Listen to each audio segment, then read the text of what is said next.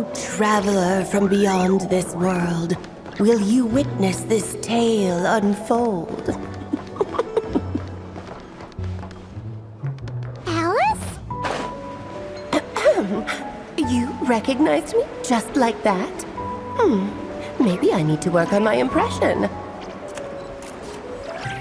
Anywho, come to Star Sand Shoal. There's a little something I'd like your help with. Well, it wouldn't be Clay's mom without a hefty dose of mystery, huh? Let's go see what this is about.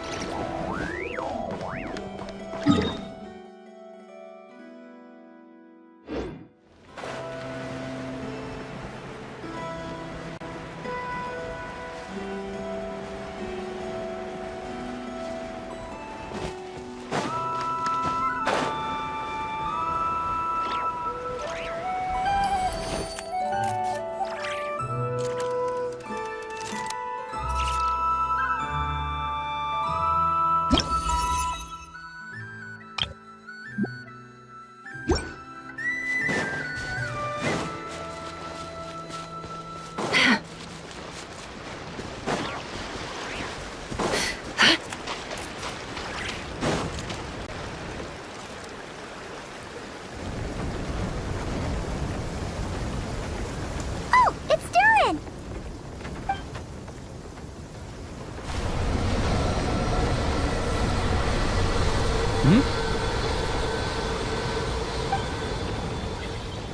Traveler in Paimon? I'm sorry. I hope I didn't scare you. Oh, no, you didn't scare us. Just gave us a little surprise. Looks like you've gotten even more powerful now. I don't know. It just feels like it's gotten harder to control. I didn't mean to strike so hard. I'm so relieved you didn't get hurt. It's all good. We've had worse. No, don't worry about that. It's been very stable ever since I got this body. Rubedo made sure of that. What you saw just now is something that only started happening recently. Maybe I'm still acclimating or something. I'm sure it'll clear up over time. Anyway, what brings you here? Did you need something? Well, The day that the writer and the watcher crossed paths was the day that the magic known as storytelling was born. so, she asked us to come. Miss Alice? You too? I guess I really do need to work on my impression. Well, never mind that. It's been too long, Mini Durin. And please, that's Aunt Alice to you. I have brought you and the Traveler together here for a very important purpose. It has to do with your mom. My mom? Indeed, fairy tale author extraordinaire, Anya Marie Andersdottir. See, I knew this would be right up your alley. Now then, if you'll open the book, I will begin narrating.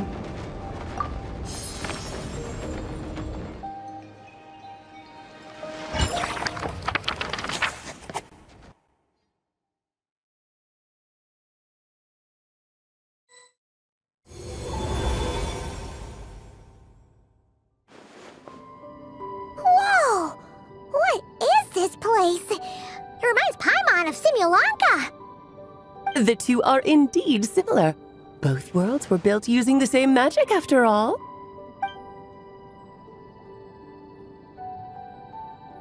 Aha! So it is Alice! Hello, Aunt Alice? Oh, no need to be shy. Just think of me as one of your mother's dearest friends. You keep talking about stories and magic. What's this all about? Simulanka 2.0 or something? Certainly not. Simulanka was a peerless masterpiece. Without the original author, it would be impossible to create a sequel, even for me. But you are right about one thing. Just like last time, I want to show you a work of magic that has to do with storytelling. What's this?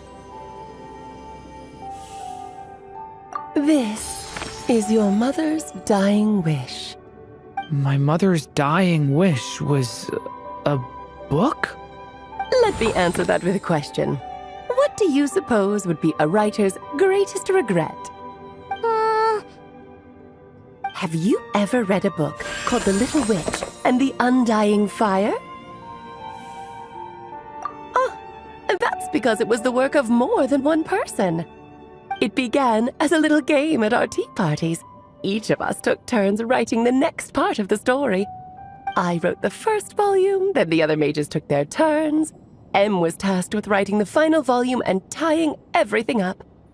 But by the time everyone had finished writing their parts, Em had passed away. Oh, it was a terrible shame. A true tragedy. And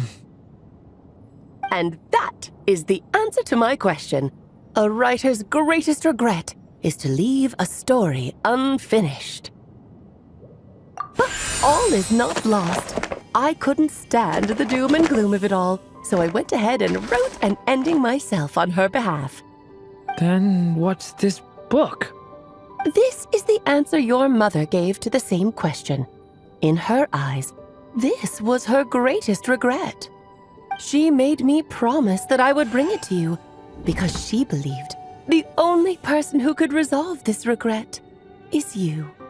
So my mother's greatest regret is another unfinished story?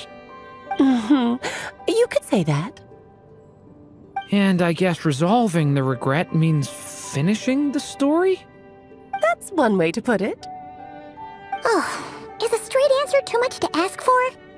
Her answer was quite the opposite of what I'd expected. But oh, how touching it was. I'd love to tell you what she said, I really would. But that would spoil the plot, and we can't have that. Spoilers ruin everything. Oh.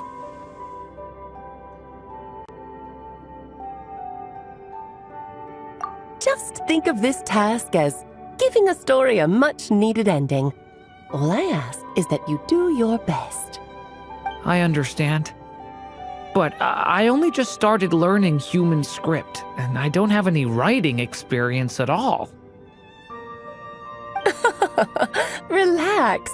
Why else do you think your dear aunt went and found you two such wonderful helpers? With their experience, you'll have so many story ideas you won't know what to do with them. So don't be shy to ask lots of questions. Yeah. If it's to help Durin fulfill his mother's dying wish, then we're in. Aunt Alice, could I ask, what kind of story was my mother hoping to write? I had a feeling this might come up, but that answer isn't mine to give.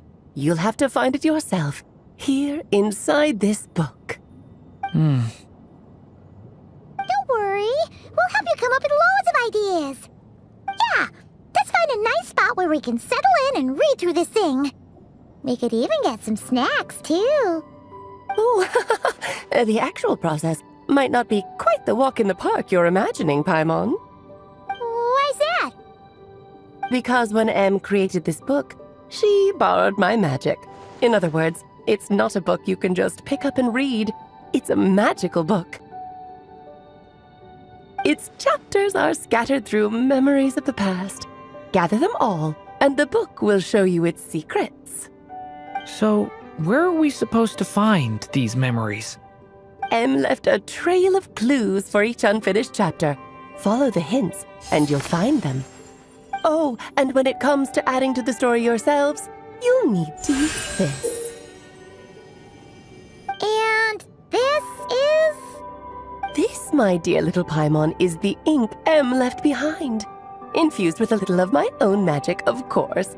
If you're planning on writing something inside the book, you'll need it. It's extremely precious, so be sure to use it sparingly. This is all that's left. So we need to search for the memories and keep an eye on how much ink we're using. Oh, it just had to be a wild goose chase, didn't it? Perhaps it's just another form of storytelling. Em was ever so creative when it came to things like that. Just think of it as a little challenge your mom left behind. Who knows? There could even be a mysterious prize at the end of it all.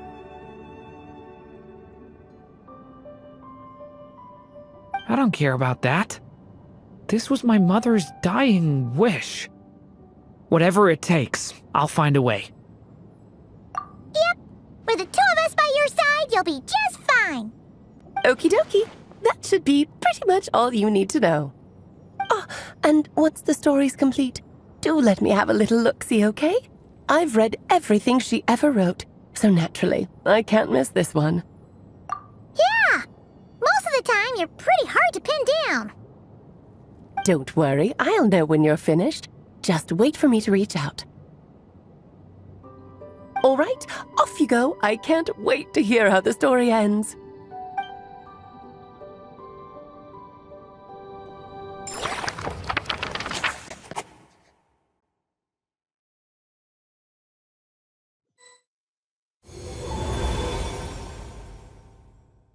Oh, here we are again.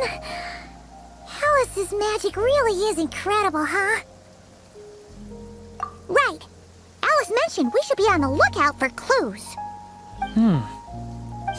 Huh? A corner of repose for countless tales, watched over by the honor of knights. A place for stories to sleep, perchance to dream of ancient cities and the epics of ages past. There, a witch once spent a sleepless night, and all to bring forth a story yet untold. Find the place I speak of, for it is where the seeds of this story lie. Was that a riddle? Where do you think this mysterious place could be? Hey, you might actually be onto something. Guess that means we need to head back to Mondstadt? I had a feeling that's where we would be headed. After all, it's where my mother was from, and I bet it's where she wrote this story, too. Yeah, that makes sense. Still, I feel bad about dragging the two of you along on such a long journey. Don't worry about it. We don't really have much going on right now, so we're all yours. Come on, let's go!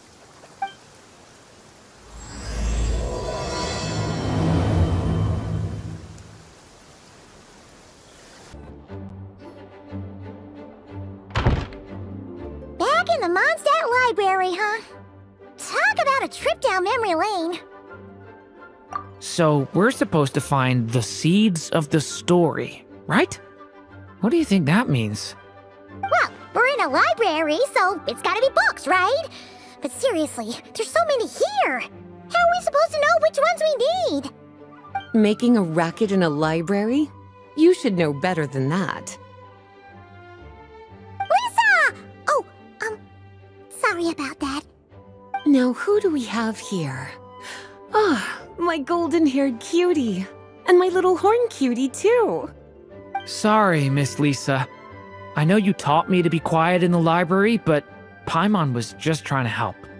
Please don't be too hard on her. Well, it has been far too long since we saw each other, so I suppose I can let it slide just this once. Back when he first arrived here, poor Jean wasn't sure what to do with him, so I stepped in to lend a hand.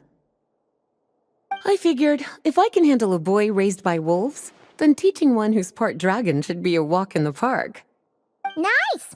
Sounds like Durin was welcomed with open arms.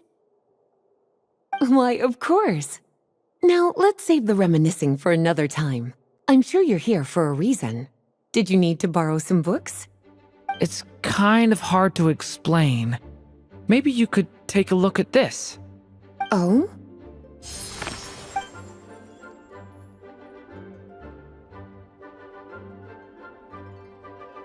Ah, I see. These so-called seeds of the story must be the books that inspired its creation. That's just how it is with stories. They grow out of the tales that came before them. And that mage, I can almost picture her here, hundreds of years ago, scribbling away at one of these very desks. But we don't know anything about this story. How are we supposed to figure out which books inspired it? As it happens, Just before I found you here, I was looking into something rather peculiar. One of the knights reported seeing some books that weren't listed anywhere in our catalog. Stranger still, just as he went to reach out for them, the books vanished into thin air. And then a while later, while he was browsing through other shelves, there they were again. Seriously? That particular knight knows this library inside and out. I'd be very surprised if he was seeing things. Something tells me these might just be the magical books you're after. According to the report, there are 3 of these books in total. I'll be relying on you to track them down, cuties.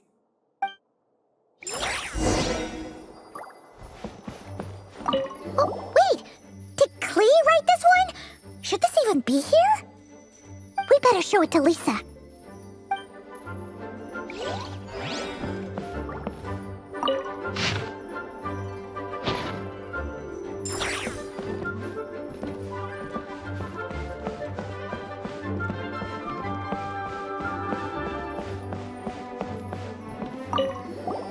Kinda looks like a poetry collection. But why is part of the title missing? Let's see what Lisa makes of it.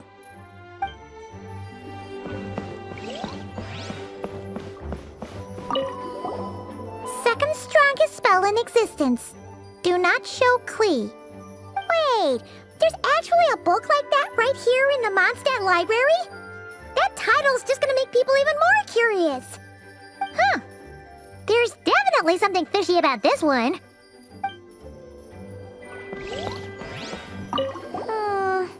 Let's hang on to this one for now.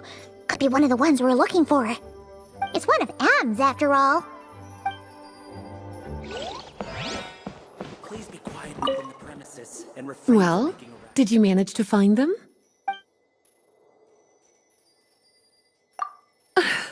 Well, it definitely shouldn't be here.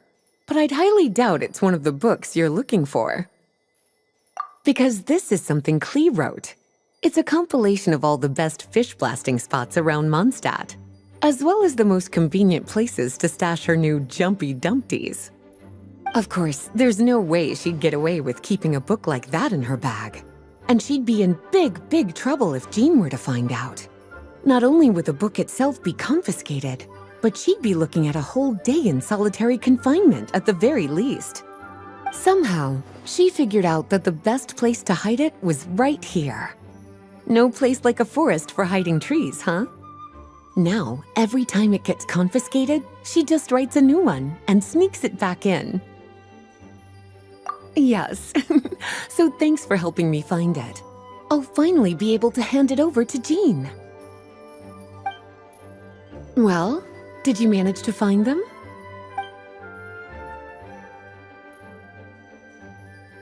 Truly extraordinary, and certainly not the kind of thing that should be just lying around. In fact, Miss Alice gave strict instructions about it. So, it's some kind of book of spells? Paimon's guessing magic this powerful should be kept a secret. It's true. This book does contain one of Miss Alice's spells. But honestly, virtually no one could actually pull it off, even if they tried. The only reason it's even meant to be in the restricted section is because we can't let Klee get her hands on it. After Klee was born, Miss Alice advised us to seal it away. She even added that little subtitle herself. So, it's to keep it away from Klee, huh? Does that mean she could use it to cause even more mayhem than she already does with Jumpy Dumpty? No, that's not it. As Miss Alice herself put it, letting Klee see it too early would spoil the surprise. Well, did you manage to find them? Well, this book has quite an obvious connection with that mage, considering she was the one who wrote it. But as one of the library's classics, its presence here is hardly unusual. It really is a must-read, so if you haven't read it yet, that's your homework, cutie. Well, did you manage to find them? Yes, this is a restricted book, all right. It certainly isn't supposed to be here. Huh. But it looks like a regular poetry collection. How did it end up being classified as a restricted book? The issue lies with one of the poems inside. You've heard of the great battle that took place on Dragonspine, yes? 500 years ago, during the cataclysm in Conria, an evil dragon descended upon Mondstadt. A fierce battle with Dvalin ensued, but in the end, the evil dragon fell, and Dragonspine became its resting place. You're talking about Durin. The Durin of Dragonspine. Well, the poem in question turns the whole battle into a dance, with the evil dragon recast as an innocent child who came here in search of friends. But given all the suffering experienced at the claws of that dragon, how could the people of Mondstadt accept such a retelling? Bards are often accused of inventing history or distorting the truth in their ballads. But this one hit a bit too close to home. And since the knights back then were unable to track down the author, they decided to ban the entire collection, blot out the title, and seal it away for good. So the version in the poem, it was all a lie? I'm afraid that question is something only the dragon himself could answer. Well, did you manage to find them? Seems like there's still some missing. Why don't you try checking the other shelves?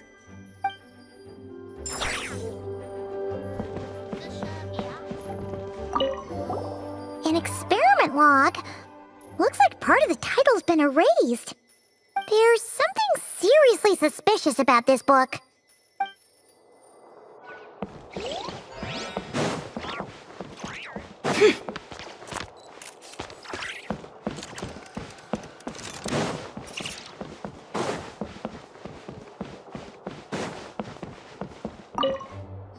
Well, did This book definitely doesn't belong here. Yeah, we could tell just from reading the title. Rubedo was the one who brought it in. He suggested I place it on the restricted list and keep it sealed away. Why? He said it's full of forbidden alchemical formulas, some of which could even result in the creation of dangerous monsters.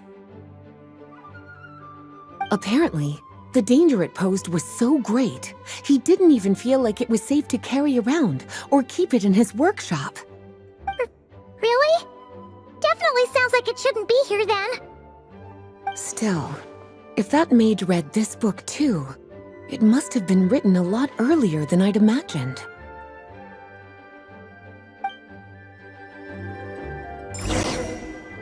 Well, would you look at that? Seems like these are the little troublemakers you're after. And all three just so happen to be forbidden texts. What kind of story requires reference material like that, I wonder? Forbidden texts? You know, the first time you mentioned that the library had a restricted section, I thought you were just trying to scare us. Are you saying it actually exists? Not really something you should be poking your little nose into, is it, cutie? Sorry. Seeing as it was Miss Alice who asked you to look for these books, I won't question the matter. But they'll need to be sealed away again once you're done, so don't forget to return them. Don't worry, Miss Lisa. I won't forget. Well then, that's all from me.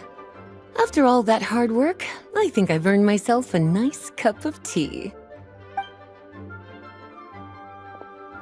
All right, we've gathered all the reference books. What's next?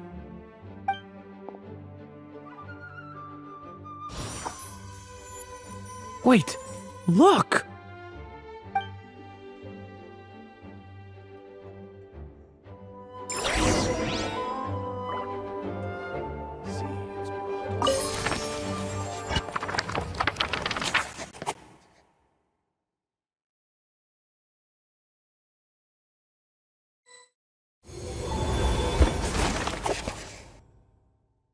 Long, long ago, an evil dragon descended upon the human world, bringing terrible calamity in its wake.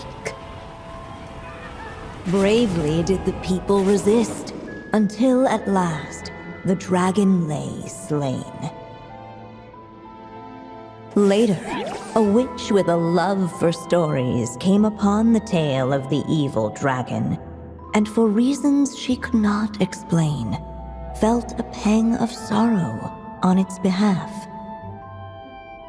For she knew, despite its body being born of wicked alchemy, all along, the dragon's soul was that of an innocent child.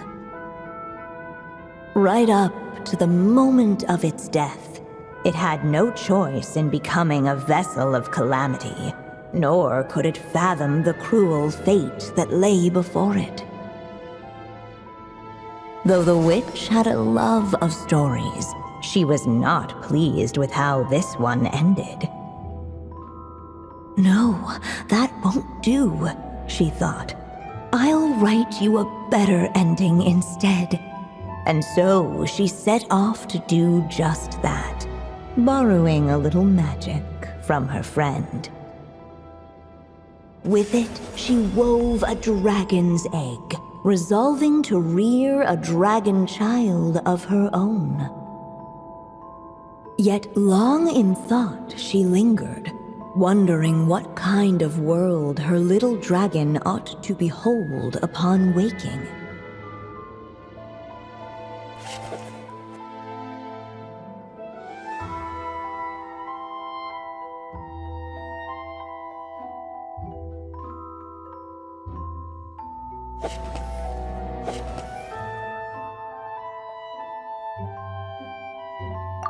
At last, she made her mind up, adorning the cradle with a wisp of woodland air.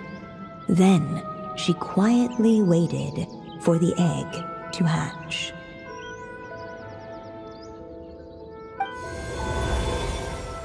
Whoa! We're actually inside the story! This must be Aunt Alice's magic. Yeah. A story about me? Why don't we just see where the story takes us? All we know is the beginning at this point. Okay. And now a golden-haired traveler, a silvery sprite, and a dragon-born youth step onto the stage. What new chapter will their arrival bring? Whoa! That came out of nowhere! Was that the same voice we heard just now? Yeah. But why does it sound so familiar? I've missed this. It's just like the stories my mother used to tell me. You mean... Em? She used to tell you stories? Yeah, she loved it. Back when she was still alive. Sorry, we should focus on what we're here to do. So, now that we're in the story, what's next? The dragon youth wondered aloud. Yet all he could do was wait for the story to unfold. Of course, there's something to be said for helping it along. Perhaps a little exploration could prove fruitful. Oh! Is that a hint? Yeah, I agree.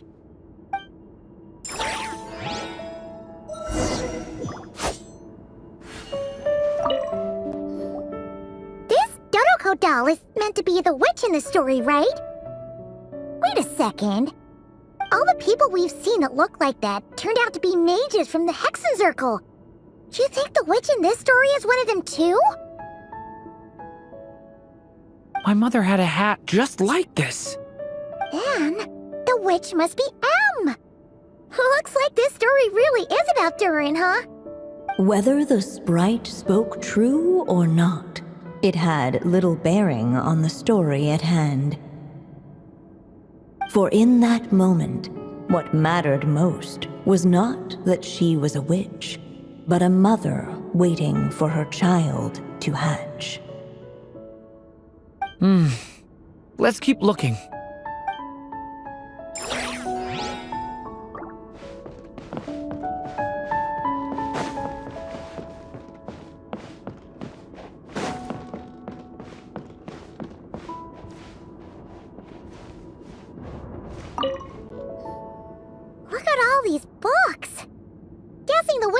lot of reading while she was waiting for the egg to hatch.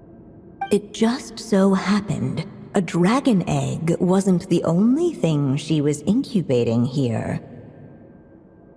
Where else might a story be born, if not among books? Oh!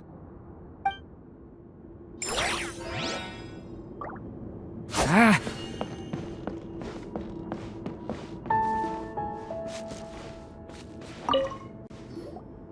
This must be the dragon egg, right?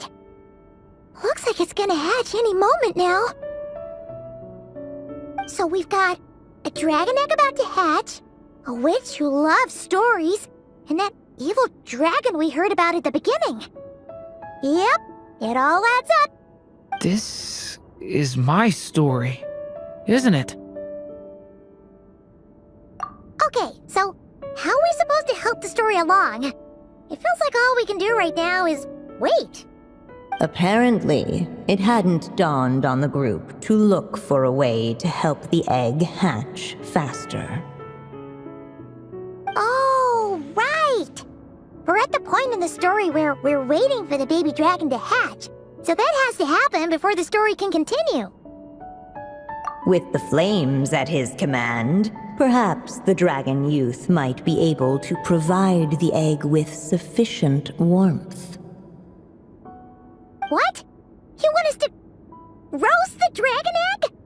The silvery sprite's surprise betrayed her lack of reading, for in countless tales it is told that only by fire's embrace will a dragon's egg hatch swiftly.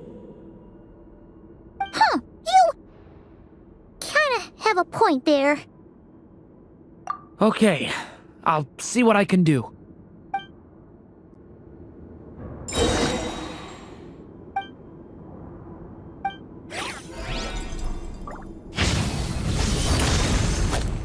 Decay!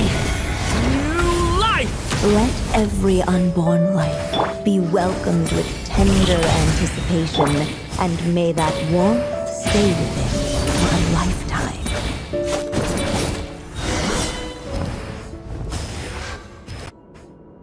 At last, under the witch's expectant gaze, the little dragon broke free from its shell. No living being has ever decided the moment of its birth. You were no exception, my child. I brought you into being because I willed it so, just like the witch who created that evil dragon. But I promise you this, your birth was wanted. You are loved, and you will have a different fate than the dragon that came before you. You've never told me those things before, but for some reason, I always knew. Thank you for bringing me into this world.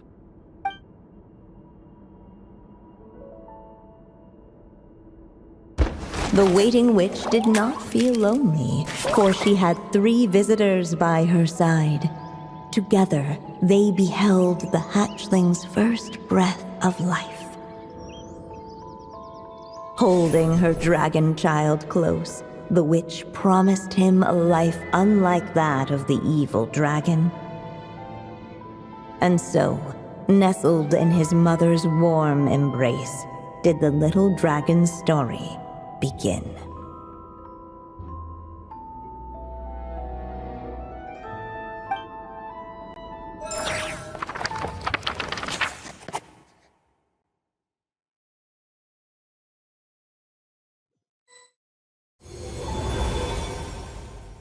Wait, isn't this Mondstadt?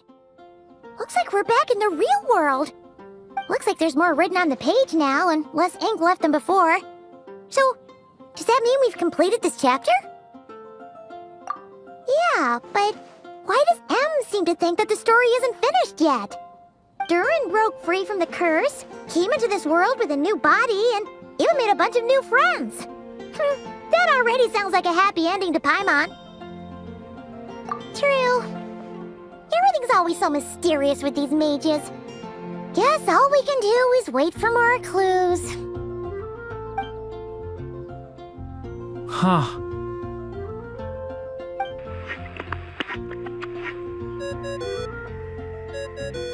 Is this thing on? All right, that should do it. Hey, that's Alice's voice. Hello there, children. If you're hearing this, you've stumbled upon the little recording I left for you. I thought you could use a few hints about how the book works. By now, I'm guessing you've already begun to leave your mark on the story. You should know, however, that the book needs time to absorb the ink, so the next chapter's clues won't show up right away. Wait, so even magic ink needs time to dry? The good news is, you can return to any chapter you've already completed and continue to explore the mystical, magical storybook world you helped create. Have fun, dearies. Toodles! Oh, man. Paimon was so ready to knock this out in one go. Maybe it's for the best.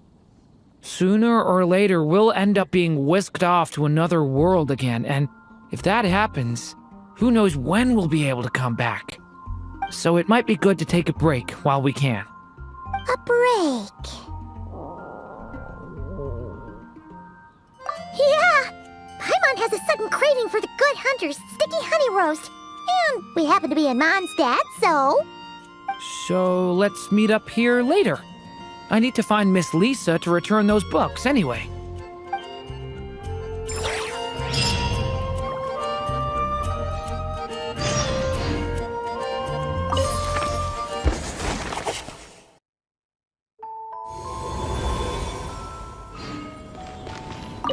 Aunt Alice said we can return to the story world at any time.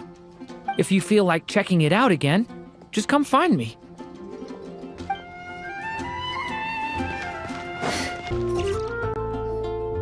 Hey, Durin! Any more clues for us? We're all set for the next chapter. Yeah, I was just about to come find you. Let's see what it says. Now sprout to life the story's seeds, stirred by wind-born melodies.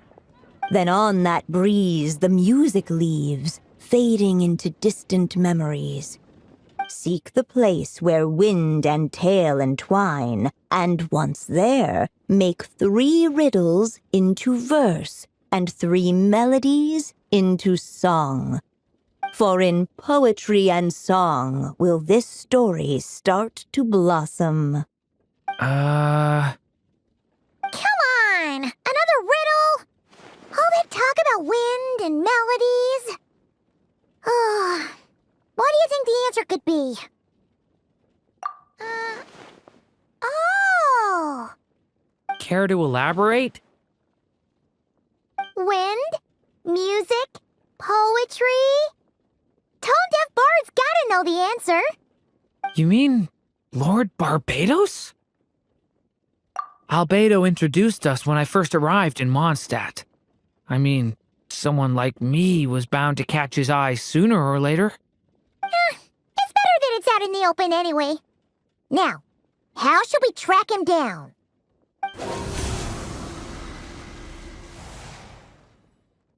I'm pretty sure he's already caught wind of what's going on here. Why don't we just see where the wind takes us? Right. He definitely makes it easy to forget he's a real god sometimes.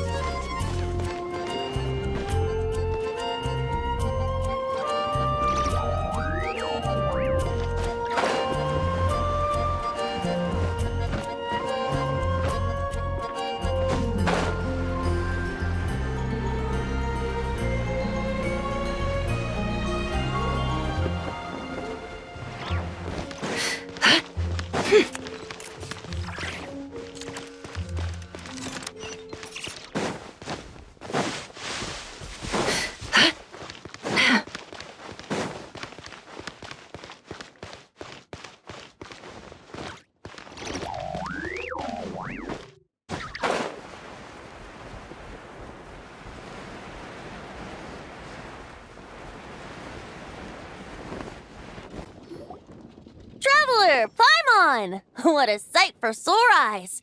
Ah, and the little dragon from the fairy tale world. I heard your voices calling out to me on the wind. Something about needing help with a riddle? Sorry to disturb you, Lord Barbados. Disturb me? Not at all! To tell you the truth, I'm just as curious about this riddle as you are. Let me take a look.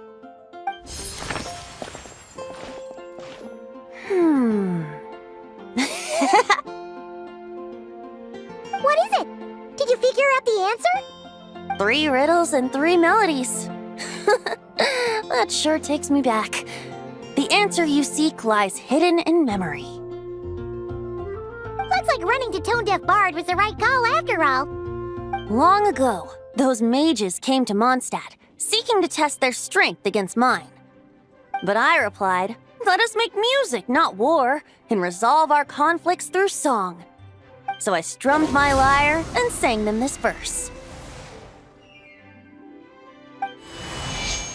O wind, welcome now, my guests. Pass through verdant leaves unseen, where shape your formless self may take, and offer up a graceful scene, a fleeting gift for welcome's sake.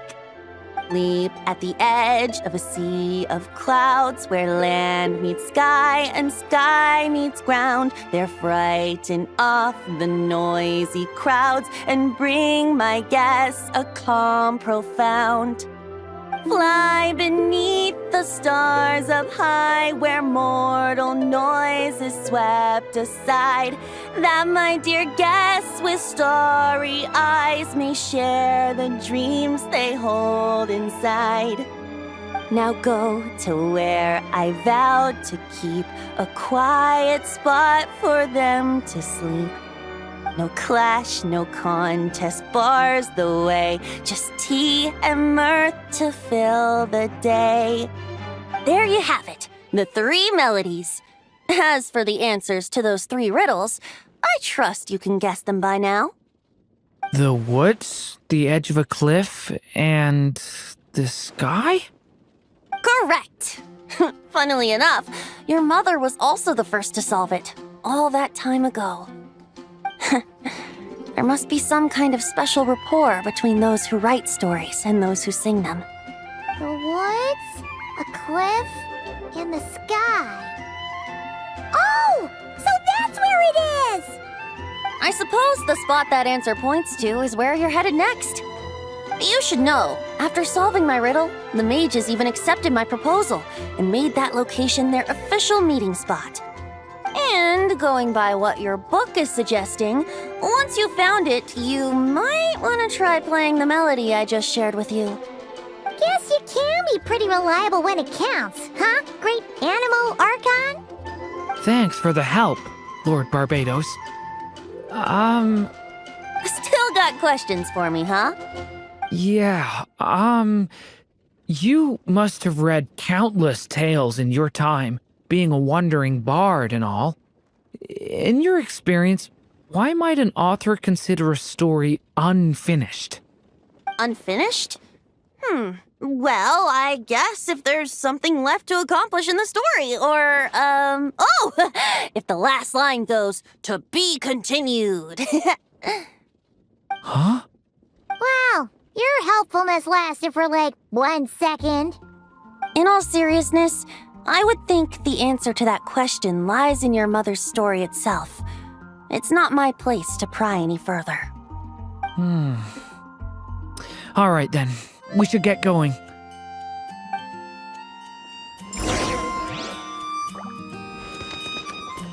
I wonder when their next meeting will be.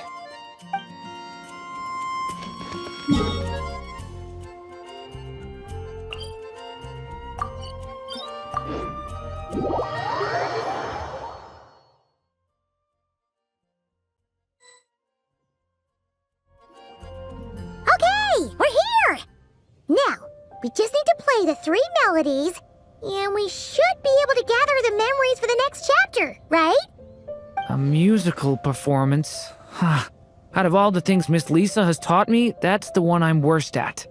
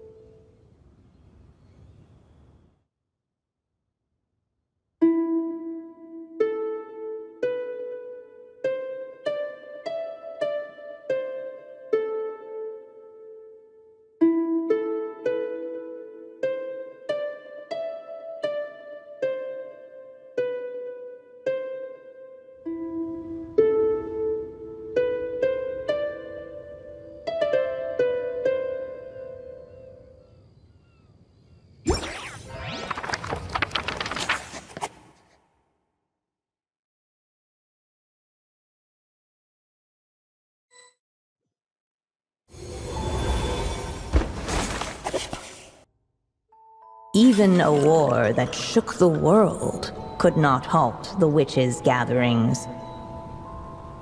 Yet even so, with the passing of time, 3 of their teacups no longer came to be set. The witches did not linger long in sorrow, for the Story Witch had brought glad tidings of her own. Born was her dragon child, safe and sound. Her fellow witches offered up their blessings, eagerly debating how to celebrate the child's birth.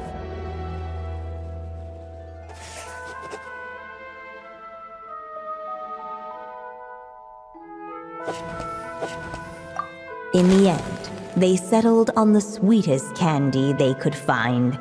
After all, what could be sweeter than the arrival of new life? And so, the witches' gathering turned into a birthday celebration.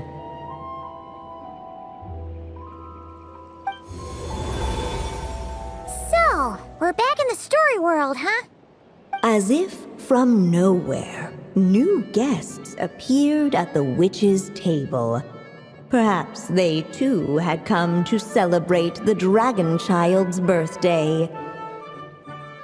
Yet while everyone else was busy thinking about what kind of gift to offer, these 3 seemed to have come empty-handed. Hardly the recipe for a warm welcome to a birthday party, now is it? A gift? Hey, what's this all about? We only just found out this was a party. While the guests voiced their complaints and grievances, perhaps they should have been wondering what kind of gift to give instead. So, we need to bring a gift to advance the story? But where are we supposed to get something like that? Perhaps it would be a good idea to have a look around. Why didn't you just say so?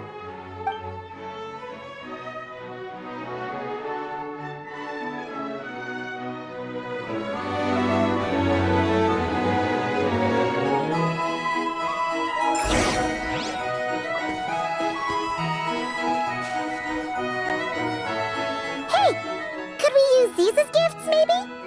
At last, the guests found something to give the dragon child. Guess that's a yes then. Which one should we go for?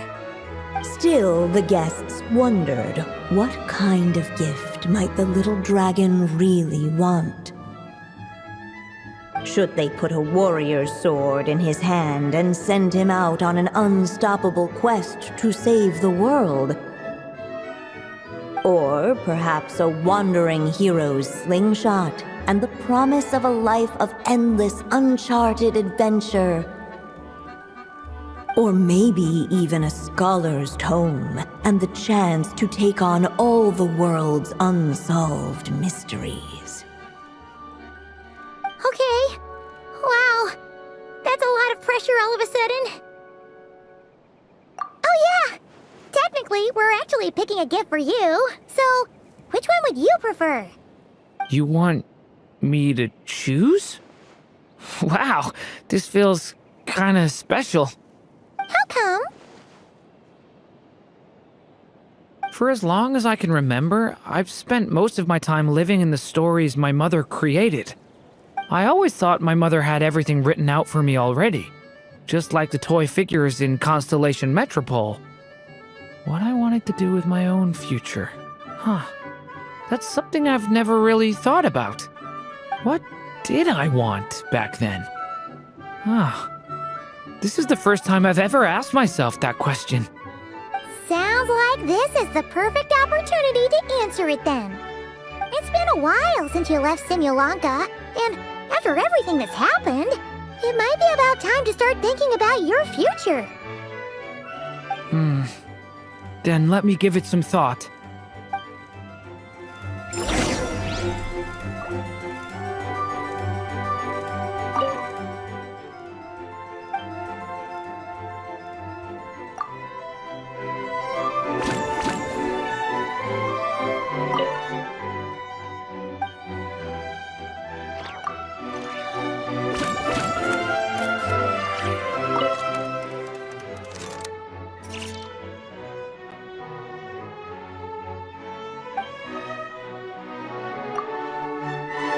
The guests hesitated, and not without good reason. Given how much this gift would mean to the little dragon, a bit of careful thought could go a long way.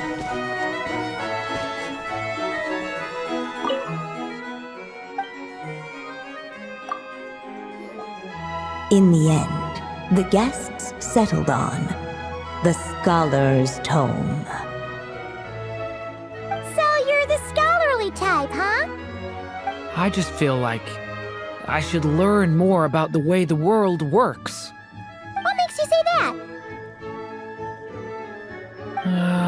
I'll give you an example. Did you know that in Mondstadt, using fire to catch fish is a punishable offense? I thought she was just teaching me regular hunting techniques. It was only after Master Jean caught me and sent me to solitary confinement that I realized I'd misread the situation.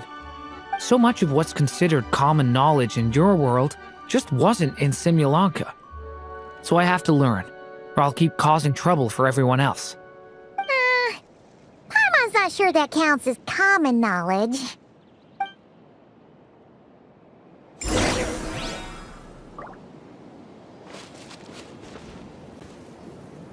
Alright, they should let us in now that we've got a gift, right? Hello there. Brought a gift this time? The newly arrived guest presented his gift, wishing the little dragon a future as a wise and accomplished scholar. Accepting the guest's blessing, the Story Witch invited him and his friends to take their place around the table. Finally, she could introduce them all to her dragon child, telling all in attendance about the moment of his hatching, and of course, the name he'd been given. It was then that the Seer Witch, diviner of the stars, withdrew her gaze from the heavens and turned a sorrowful glance upon the little dragon. You gave him the same name as that evil dragon? That's right. But the life I intend for him shall be very different. What folly to love so blindly. For as you must know, a name is the mirror of destiny itself. He who bears an evil dragon's name must also inherit the fate of its previous owner. His fate has been foretold. Then I'll rewrite it. The witches at the table fell silent, for they knew the Seer Witch's words had never once proven wrong. Yet, just as clearly, they recognized the Story Witch's resolve, for there is scarce a force in this world more fearsome than a mother's love. At last, the Merry Witch stepped forward, dispelling the uneasy silence. So be it. Then we'll all lend a hand. Together, we shall rewrite this child's fate. You mean to defy one of the fundamental rules of this world? I refuse to be shackled by such rules. Besides, this is a witches' gathering, is it not? What could be more fitting a subject for this occasion than to defy them? Oh? Sounds like an interesting experiment.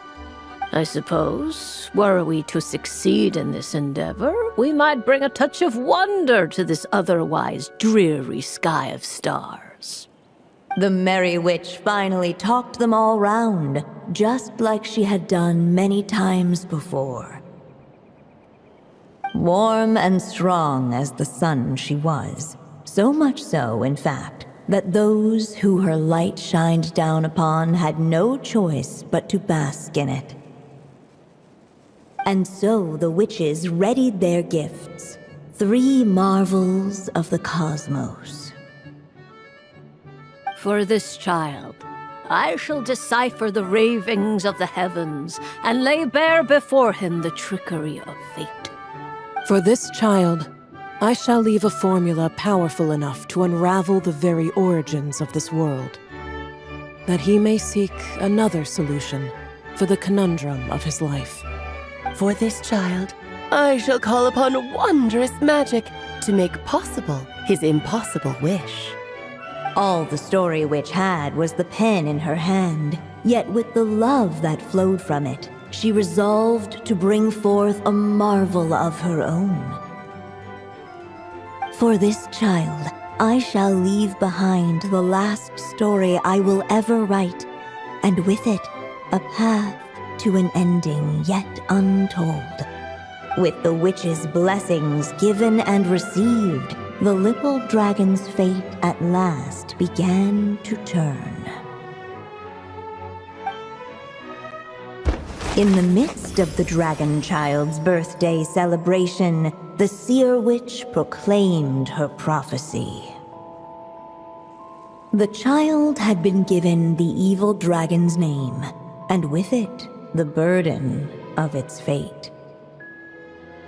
But hearing this, the Story Witch vowed to rewrite it all, for such was her love and resolve.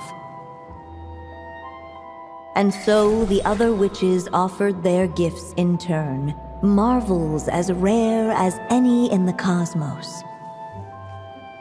Together, they sought to test one of the fundamental laws of this world, in part to support a mother's love, and in part to sate their own curiosity. Oh, and I almost forgot. Our new guests came bearing blessings of their own. Who knows?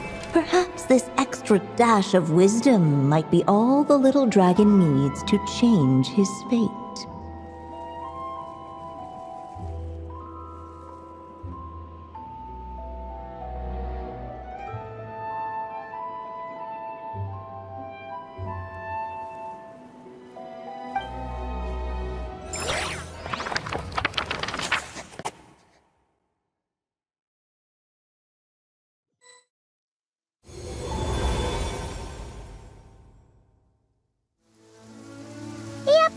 Looks like we've completed this chapter, too. Those witches in the story were the mages of the Hexen Circle, right? They sure seem to care a lot about you, Durin. But, Paimon kinda had trouble following their conversation. Just a bunch of mystery, as usual. The evil dragon's fate. Oh, is that what you're worried about? But didn't we already take care of that? Ah, the mages must have had a hand in that, too. Also, I was just thinking, which part of the story are we even meant to be completing? Oh, it feels less like we're filling in the gaps and more like we're adding something new altogether. But we use the ink, right? And the book hasn't given us any more clues, so that must mean our task is complete. At least for now. Yeah, I guess we're doing something right. Maybe I'm overthinking things. It's just, this is my mother's final wish, so I don't want to mess it up. Anyway, thanks for all your help. I'll let you know as soon as the book reveals a hint about the next chapter. Okay then. See you in the next chapter.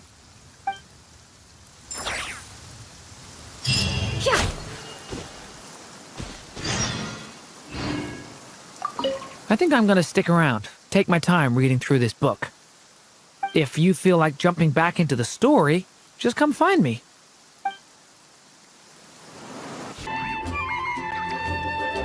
Some say the god of fate calls the outcome of every dice roll before it's even made. And that's why the secret to winning a lot of games is having that god on your side. Your luck is amazing, Kaya. Your turn. Give it another shot.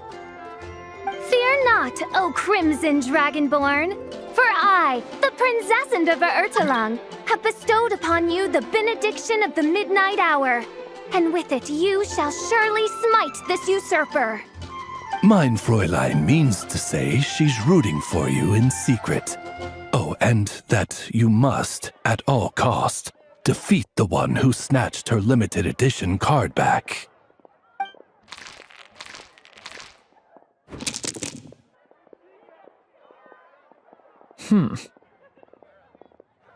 I'm not too sure if that counts as good luck or bad. Tis not but the perfidious machinations of fate.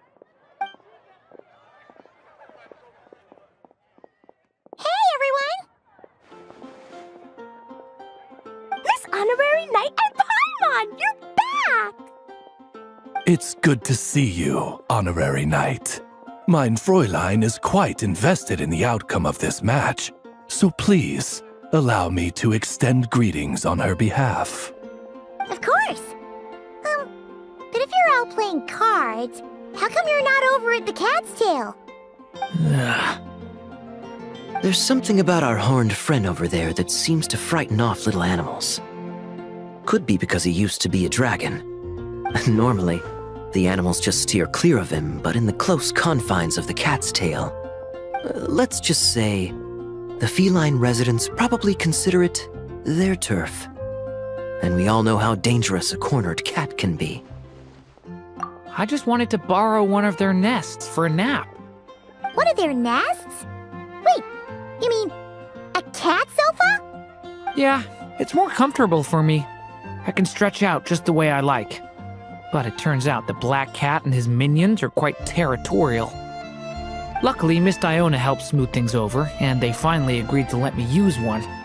But, I only get to use it after dark. Oh, Diona stepped in! You know, underneath it all, she really does like helping people. The more likely reason is because Durin won't touch a drop of alcohol. As far as Diona's concerned, that pretty much makes them two peas in a pod. It's a shame, really, considering everything Mondstadt has to offer in that regard.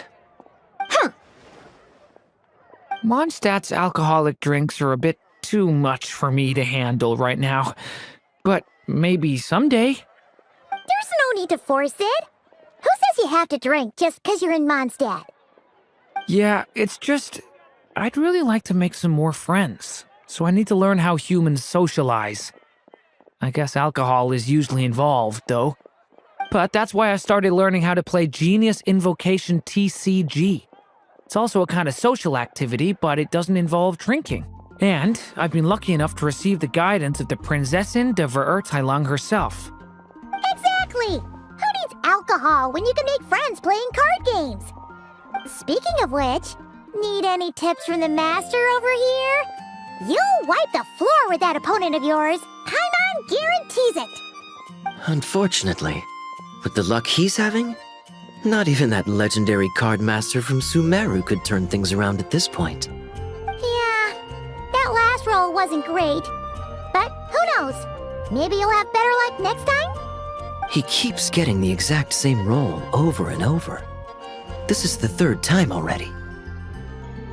If there really is a god of fate, they could have cut this kid a bit of slack. Like, I don't know, make it possible for him to roll at least one other side of the dice? I think I've lost. Must even a dragonborn, sanctified by the power of benediction, succumb to fate's insidious snares? Don't be sad, Durin. You'll definitely win the next round. You can even borrow Dodoko if you want. Mom says she brings good luck. Thanks, Klee, but there's something more important I need to take care of now. Oh, okay. So, the book's given us another hint, right? Yep, and I think I've guessed where we're headed this time. Come on, follow me.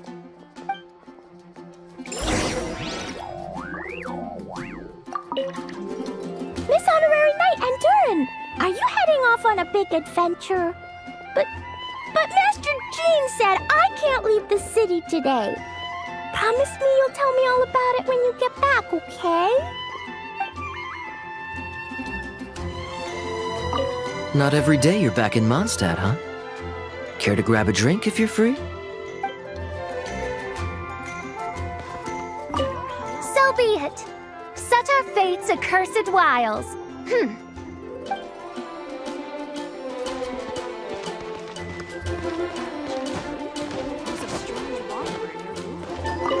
Ugh, where's that stench of booze coming from? Ugh, it's It's gotta be him! Ugh!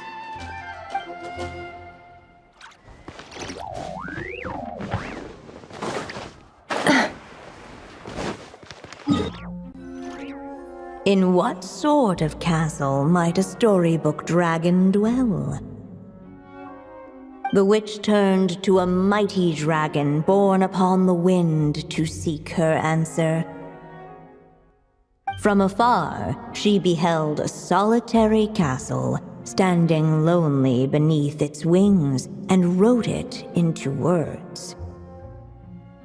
Its walls kept out the wind and rain, yet also cast a solemn shadow. Enveloped by their shade, the story's boughs were lulled into a torpid slumber and reached no further skyward. So that's the clue. I think we're meant to find a place where dragons live, and this time, in the real world. I asked around, and it just so happens that there's a place like that in Mondstadt. Yep, that checks out. I've heard that the dragon here is called Dvalin, and that he's a magnificent creature. I hope I get the chance to meet him. Wait a second. Do you think having the two of them meet is the best idea? You know, considering everything that happened in the past?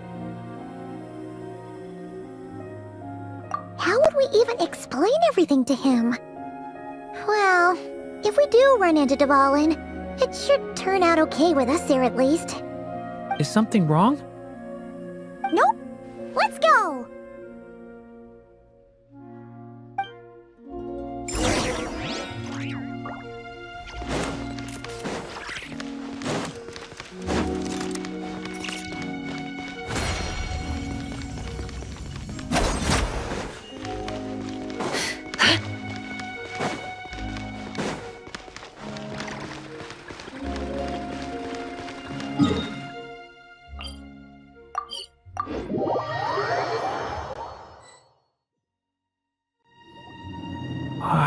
So, this is where Dvalin lives? Yeah, right into the middle of a raging storm. If you're afraid of getting blown away, Paimon, you can always hang onto my sleeve. This isn't Paimon's first rodeo. Come on, let's get going!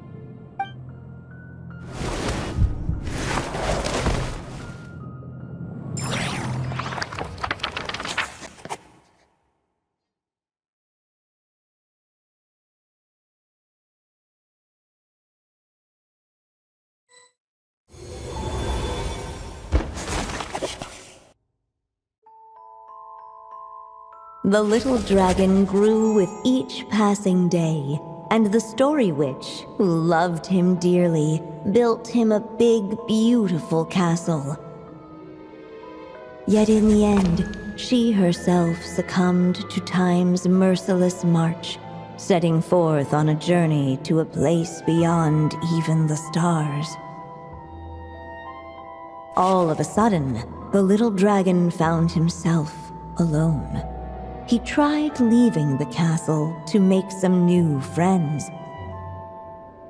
But already he had grown the claws and scales of an evil dragon, just as the prophecy had foretold.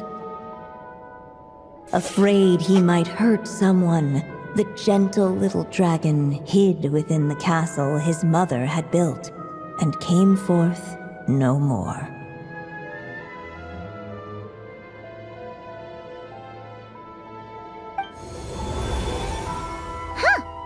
We're back in the story world. And from the sounds of it, this chapter must be about Simulanka, right? Yeah, like the fairy from the Forest of Blessings, the king of Constellation Metropole, that cat lady who turns into a box. Ah, yep. That will be Nilu, Navia, and Kirara. Oh, and there's Hat Guy, too. Only lately, whenever I see Hat Guy, I get this strange feeling. What kind of feeling? It's like there's something on his mind. He hasn't told me what it is, but I can sense it all the same. Well, he's always been kind of broody. I guess I should focus on fulfilling my mother's final wish for now, though. Yeah, we should get started on this chapter. So, let's track you down and free you from fate's curse once again. That day, a small band of adventurers suddenly arrived beneath the castle walls. They promised to help the little dragon cast off the curse of fate. Yet as they stood beneath the castle walls, it appeared they had no idea how to even begin. Hey! Instead of making fun of us, how about giving us a hint? The little dragon had shut himself inside the tall tower at the castle's center. Anyone who wished to reach him must traverse the barriers that wall off his heart, for there is no other way. Looks like we're in for another long one. Let me try something. Ooh, do you have an idea? If that little dragon in the tower used to be me, then surely I'd know how he shuts people out better than anyone. Come on, follow me.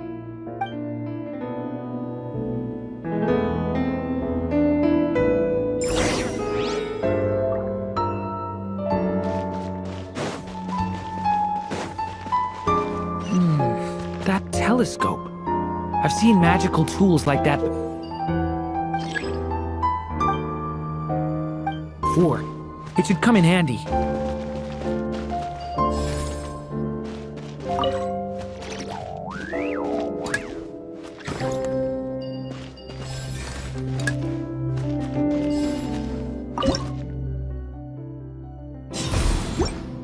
Whoa! That block just got bigger! We can get past the obstacles ahead by using these blocks to jump upwards.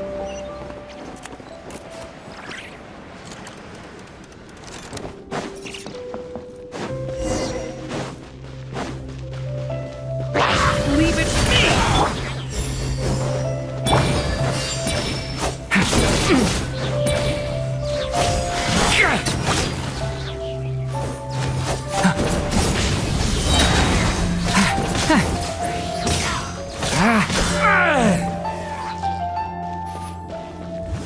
The story has only just begun!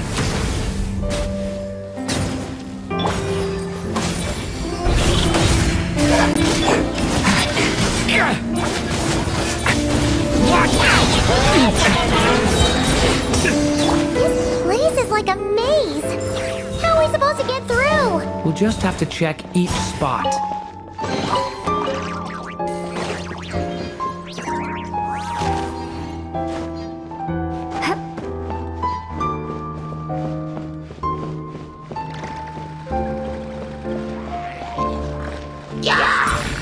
Okay! New life! Watch out!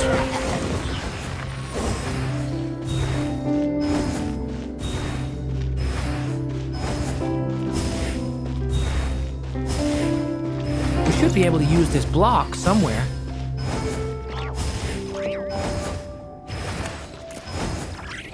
It's so dark here. Hey, there's a fire over there.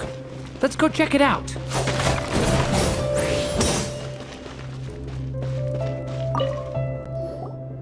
Wait, is that?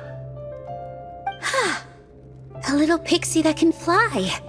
Are you here to help the dragon break his curse too? Oh, what's this? More brave adventurers bold enough to set foot in this castle? Come, join the ranks of your liege's guard. Nilu and Navia! Nilu? No. I'm a flying squirrel fairy. And I'm a giraffe king, not this Navia you speak of. That's right. Oh, and don't forget Catbox Lady. Are you friend or foe? Friend! Definitely friend, Miss, Catbox Lady? Yeah, Sri Lanka is a big part of Durin's story, so guess is no surprise the people we were with there would make an appearance. Okay, I think I get it now. Flying Squirrel Fairy, Giraffe King, Catbox Lady, please follow me. The shadows cast from the high walls of the tower were manifestations of the dragon's loneliness, barring the path of any visitor who wished to be his friend. The group of brave creatures sought to aid the little dragon in lifting his curse, yet without light to lead the way, the group was trapped, waiting on a miracle. These shadows are blocking our path. It seems like the little dragon is afraid to meet us. If only we had more firelight. But you three don't seem to fear these shadows. Why? Because I carry more than enough firelight for all of us. Besides, even though we're here to complete the story, who says it can't look a little different this time? Before I met you all, I was so sure I'd never make a single friend. I pushed away anyone who tried to get close, until some kind of miracle brought you to me. This time, allow me to return the favor. I'm not sure I followed all that, but you want to help the little dragon break his curse too, right? Yes, so please, come with me.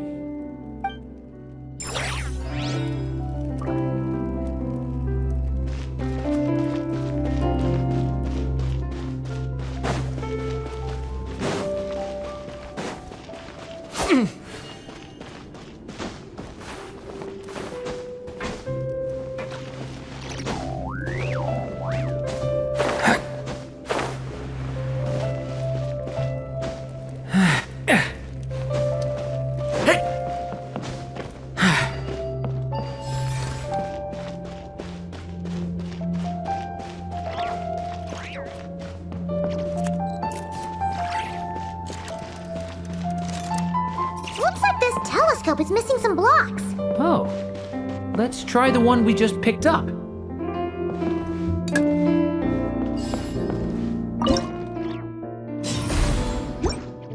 Still not enough.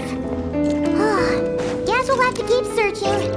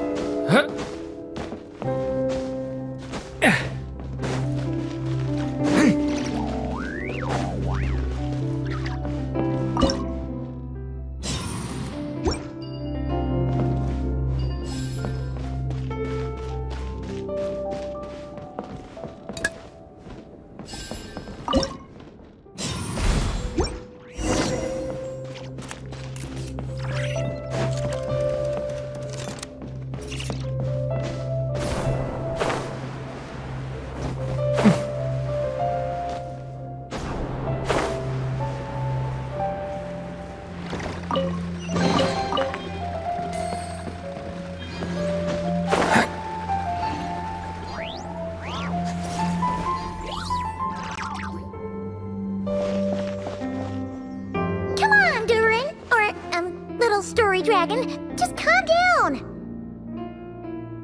Stay back! I don't want to hurt you! Loneliness and fear had built a cage around his heart, shutting out all who would look upon him. And thus, all the adventurers could see was his shadow. Don't worry, we can help you! Don't come any closer! And that was the last the little dragon spoke. How are we supposed to persuade him if he won't even talk to us? If you can still hear me, please listen to what I have to say. Your claws and scales aren't some kind of inescapable curse, you know? You'll overcome it one day and make lots of new friends. I'm sure you think I'm lying. After all, no matter how many times you've tried to break it, nothing's ever worked. But this time is different. I brought your friends here to see you. Oh, what did you say? Hi, little dragon. I'm the Flying Squirrel Fairy, and I'm here to help you lift your curse. Will you talk to me? And I'm the Giraffe King. Don't be afraid, little one. We're not afraid of you. I'm just a cat in a box, but I'd very much like to be your friend too. These are my friends? Yeah, they're your friends in the future you've been trying to avoid. I can promise you that. They're reaching out, so you just have to ask yourself one question. Do you accept? After a long silence, heavy footsteps echoed from the tower's shadows. But still, the one who made them refused to step forward. Though the cage to his heart had been unlocked, the little dragon remained ashamed of his claws and scales. How can I face my friends like this? Don't worry, little dragon. We're gonna offer up our blessings and make a wish to the goddess of fate to release you from your curse. Yeah, just like last time. Make a wish? To the goddess of fate? At that moment, the merry witch made her entrance. Hello, little one. Don't be afraid. With the blessings of your friends, your wish shall be granted. Alice? Wait, you're the Merry Witch from the story? Correct. It is I, the Merry Witch, creator goddess of this realm. And it just so happens the goddess of fate is none other than my dear friend, the Story Witch. I'm here to make good on my promise to lend her my second strongest spell. With this spell, she'll have the power to create an entire world. So naturally, granting your wish won't be a problem. Provided, of course, you receive your friend's blessings. But before we proceed, I must check something on her behalf. Little dragon, do you accept this blessing? I want to be your friend. So if you're offering, then yes, I would love to have your blessings. Were it not for the adventurer's blessings, this tale might have ended long ago. Thanks to them, another ending was now possible. Yet in that moment, they did not know if this blessing was truly a gift or just another trial in disguise. What? You didn't say a word when we actually needed a clue, but now at a critical moment like this, you turn up and start playing mind games? Another trial. Huh, that actually sounds about right. Be it the fictional problems of Simulanka or unavoidable conflicts in the real world, if you think about it, that's what they've been all along. But if it wasn't for those trials, I never would have met any of you. So, despite all that, I'd still like to give my blessings. That's the spirit! Come on, Durin! Let's help you make your wish come true again! On behalf of both my past and present selves, thank you, my friends. Fortunately, a brave band of adventurers heard tell of the little dragon's story. Determined to lift his curse, they fought their way through countless trials. To help him, they offered up their blessings and made a wish to the goddess of fate. At last, their wish was granted. Shaking off his scales, the little dragon stepped out of the tower's gloom. But his time in the world beyond the castle would soon teach him this gift would bring blessings and trials of its own. And as far as the little dragon was concerned, the tricks of fate had just begun.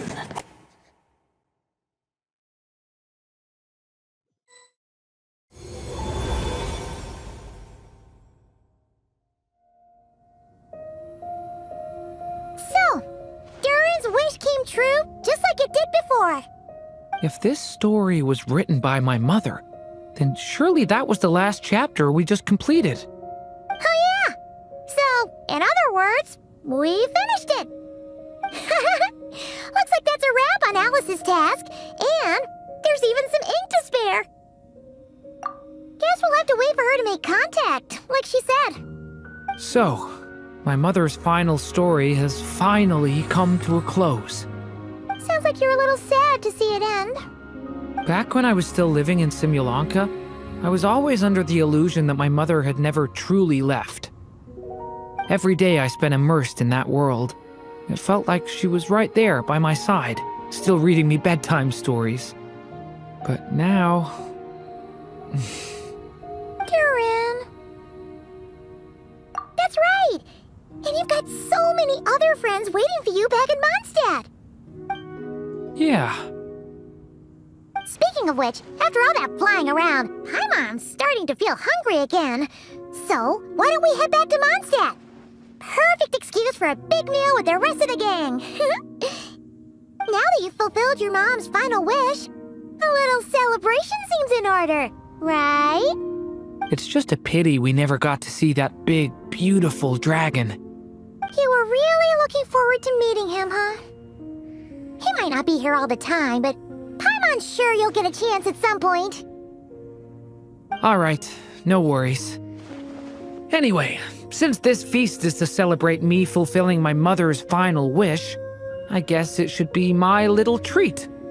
Pretty sure that's how humans do it, right? Nuh-uh. This one's on the Traveler and Paimon. Celebrating each other's achievements is what friends are for. Honestly, when it comes to who treats who, human rules are so complicated. See? He wants to be friends with you too. But the moment hasn't come. At least not yet. In any case, the story should have a better ending this time, don't you think?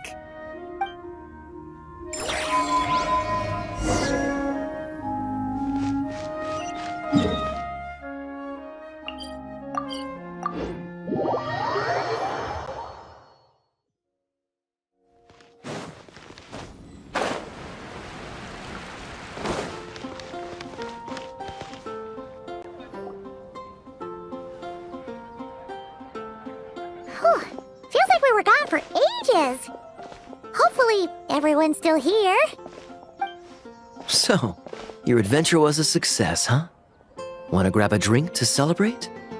Absolutely not. No booze allowed. This honorary knight, Durin. I want to hear all about your big adventure.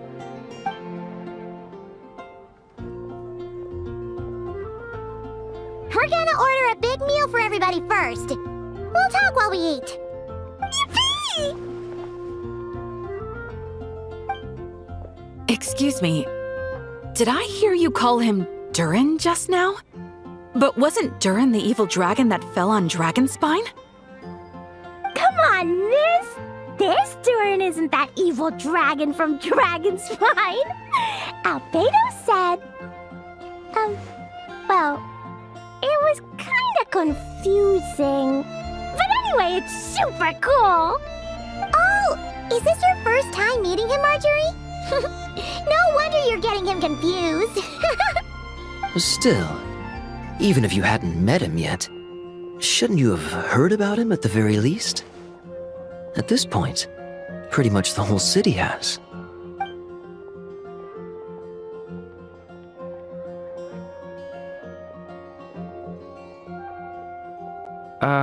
Why is everyone... So, what exactly is his connection with the evil dragon? Wait, but those horns on his head...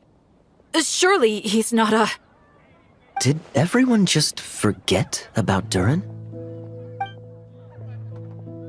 No, that can't be.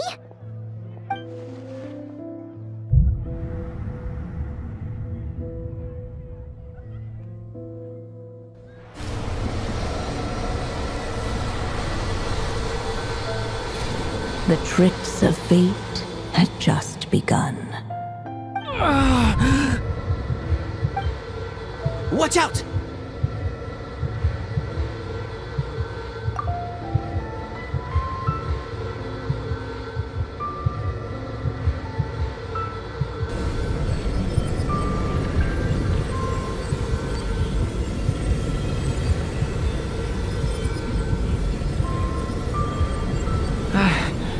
No one got hurt. Did they? Durin! Durin!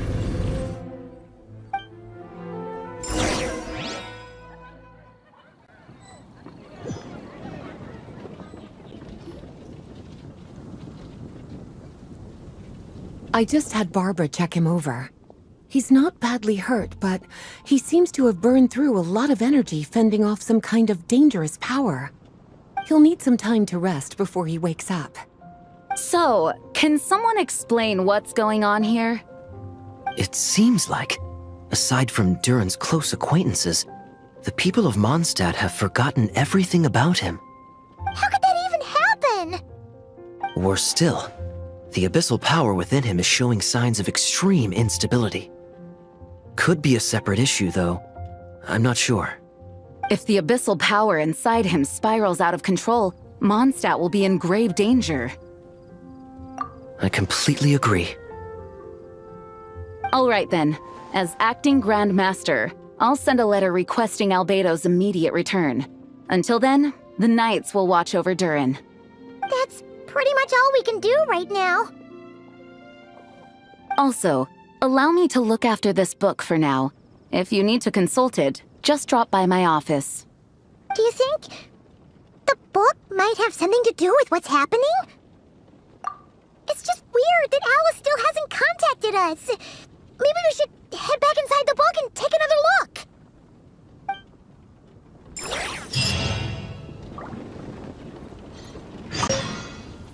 No need to worry. He's stable for now. Klee was really looking forward to hanging out with Durin. We'd better not tell her what's happened to him just yet. I'll have the Knights notify you as soon as he wakes up.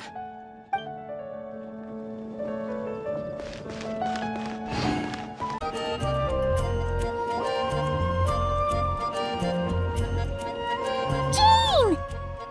Hello, you two. I'm glad you got my letter. Durin's awake and waiting on the bench over there. I'm here if you need help. Just give me a shout. Don't worry about us. We'll be fine. Oh, hey, you two. I just remembered what happened right before I passed out. Thanks for holding me back. I shudder to think what might have happened if you hadn't. I'm fine now. It's just... a lot of people seem to have forgotten me. Don't worry. We'll figure out a way to fix this. Why don't you start by telling us what happened? It felt so strange. After I realized no one recognized me anymore, I suddenly felt like I'd completely lost contact with my body. Abyssal power lies sealed within this body I inhabit. So when I lost my connection to it, I lost control of that power too. It wasn't until I heard everyone calling my name that I was able to reconnect with my body. You lost contact with your body? Does that mean there's something wrong with it? Sounds like we need Albedo more than ever. I don't think the problem lies in Albedo's alchemy. Huh. But then, why are people forgetting you? Guess that's what we need to figure out. That means we need Alice for sure. But it's been ages and she still hasn't been in contact. Now would be a really good time for a hint. How could the story's budding branches even hope to reach beyond the towering walls? Leaving the castle, the witch went off in search of the tallest, grandest tree in the whole world. High up in the canopy of that tree, she sought a resting place, a refuge where the little sapling might take root. Go to that place, for it was there that the sapling felt its first breath of wind. Huh? Was that another clue? Does that mean the story isn't over yet? Leaving the castle. It just occurred to me. If this story is all about my own experiences, then wouldn't what happened after I left Simulanka be part of it too? But how could she possibly know exactly what would happen? And even if she did, how could we know when the story was complete?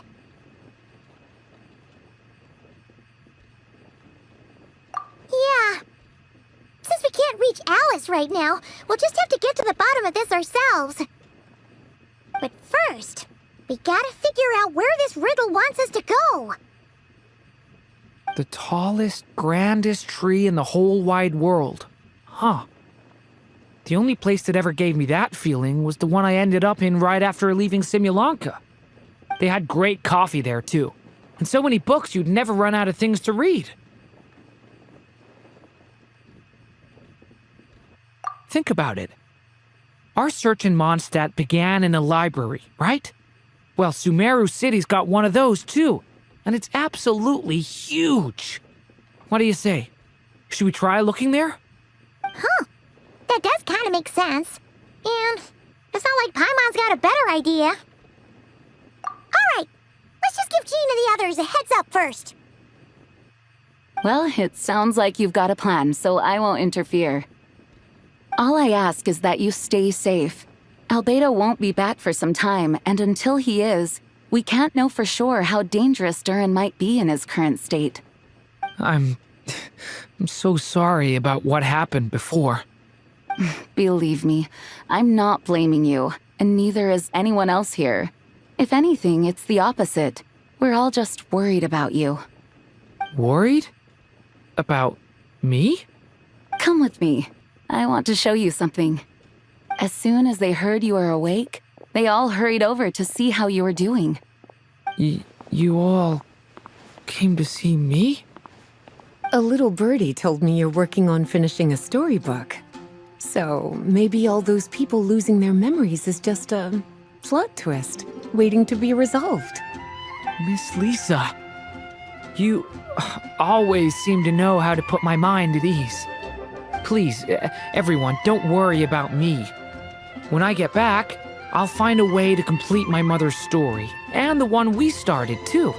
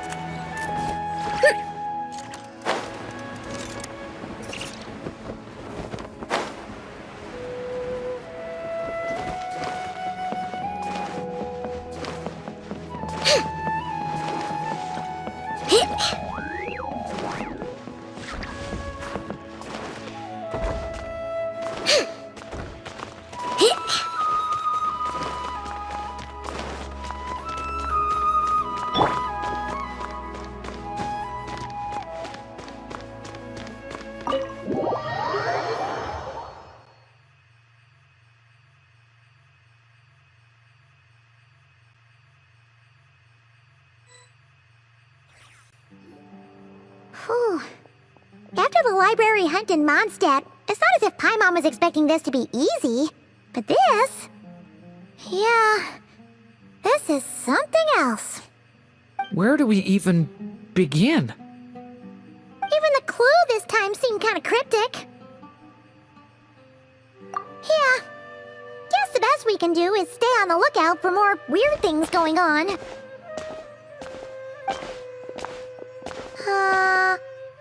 Huh? Sorry, what was that? I'm here to return Volume 5. According to the catalog, Volume 5 of this series is not available for loan. I can't accept the return of a book that was never checked out in the first place. Let me put it this way. My copy is complete. Yours, on the other hand, is missing large amounts of content. So you should swap it for mine instead. Sir, you have to understand. Managing a library is a serious business, and we have protocols in place for this kind of thing. I can't just replace an important volume in our collection based on nothing more than your word. Hey, look what the Wandering Tom dragged in. Oh, it's you. And, what is it you're doing here? I'm a traveling scholar, as you know. Isn't a library the most natural place for me to be? Well, the last time we saw you was all the way in Notcry. Paimon just didn't expect to suddenly see you in Sumeru, that's all. There were some things I needed to come back and take care of. Some documents had gone missing, so I tracked them down, restored them to their original condition. And now, I'm here to return them. And considering what I'm planning to do next, it feels like a weight off my shoulders. What's going on with you, huh? You look like a kicked puppy. Hat guy. At least you haven't forgotten about me. What's that supposed to mean?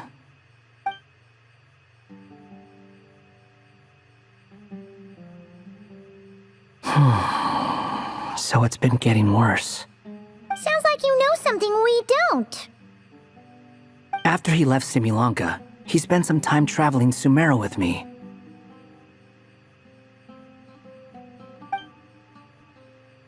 I was working on several texts at the time, and I stumbled upon something strange. Anytime Durin of Similanka was mentioned, before long, the record would disappear. Which means, all the remaining records on Durin are about the evil dragon that fell on Dragonspine. How did you even discover that? If I remember correctly, Hat Guy loved the time he spent in Similanka so much that he started writing a travel log. That's besides the point. The fact is, you're not affected by the ley lines of this world. I'm sure you can grasp the implications of what that means. His case is different from mine. It's more like the world itself refuses to accept his existence. It started with a few written records, but now, it sounds like it's spread to people who never met him or didn't know him well. At this rate, the whole world might forget him altogether. The whole world? But that includes all my friends in Mondstadt, and even Hat Guy, too. So that's what you've been worried about all this time? Why didn't you just tell me? There are more important questions right now, like figuring out how to fix this. That mage clearly cared a lot about her child. She left that book behind for a reason. If you want answers, isn't that the place to find them? You think that didn't occur to us already? Problem is, we need to find the memory that unlocks the next chapter first. Mind if I take a look?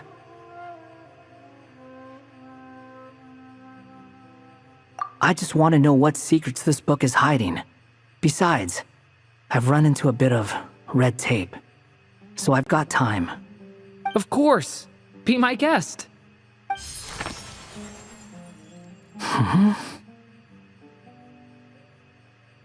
So, the memory we've been looking for was about you? All along?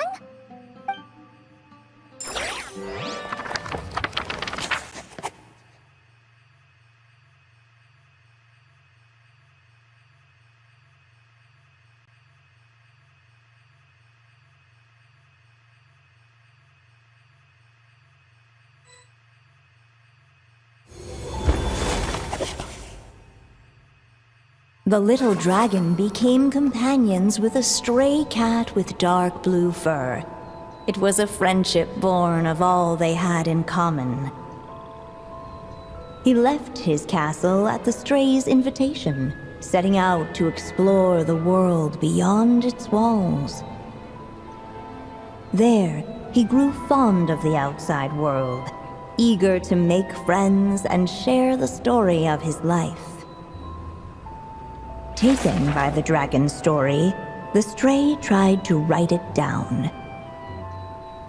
But he soon realized that no matter how he tried, it would always warp into the evil dragon's tale.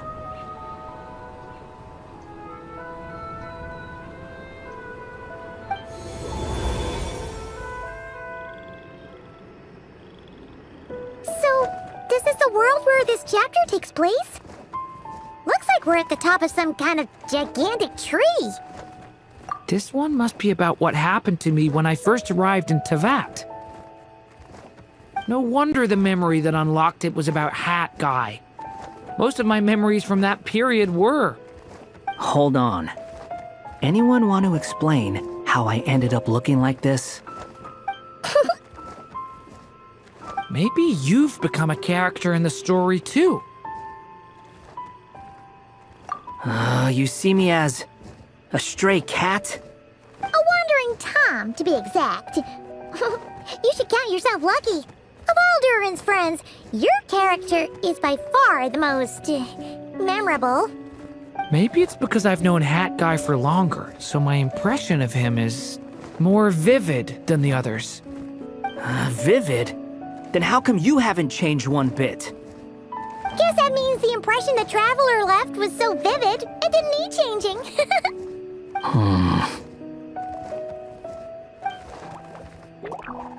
Hello, everyone! Ready for today's adventure? It's the storybook, Durin! Oh. So you're not playing yourself in this one? Does that mean the two of you have even more memorable roles to play? Where are we going today, kitty cat? Whatever. Just follow me. Same as always. Okie dokie! Can we chat along the way? If you have something to say, just say it. Was that seriously how the two of you communicated when you first got here? Yep. Anyway, how do we get ourselves out of here? Usually, the narrator gives hints to help us figure out what to do. Speaking of which, about time we got some of those, don't you think? The story's vines had woven themselves together into a giant tree, the boughs of which a little storyless dragon now paced, homeless among its leaves. He had to find a way to leave this place and set off in search of a home of his own. If he stayed, the world would erase him from its memory altogether. To leave this place? But where am I supposed to go? The little dragon felt completely lost. Just like the vines, the road ahead branched off into different directions, twisting and turning before disappearing into the mist. But as luck would have it, a prophetess waited up ahead. Perhaps she might know where each path might take him.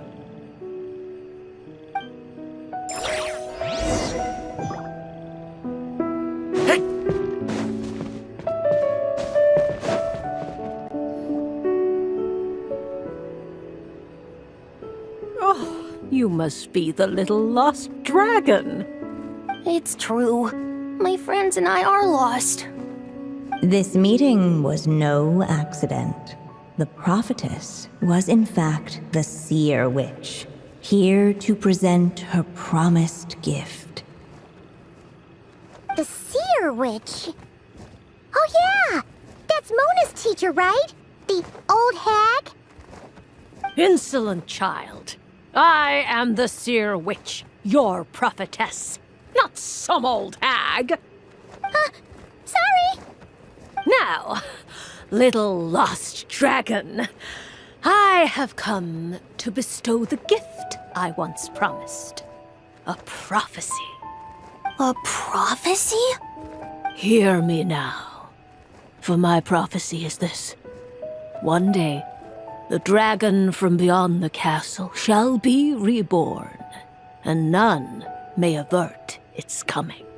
The wind took the prophecy and swept it off into the distance. And so, the little dragon was shown a path to wander.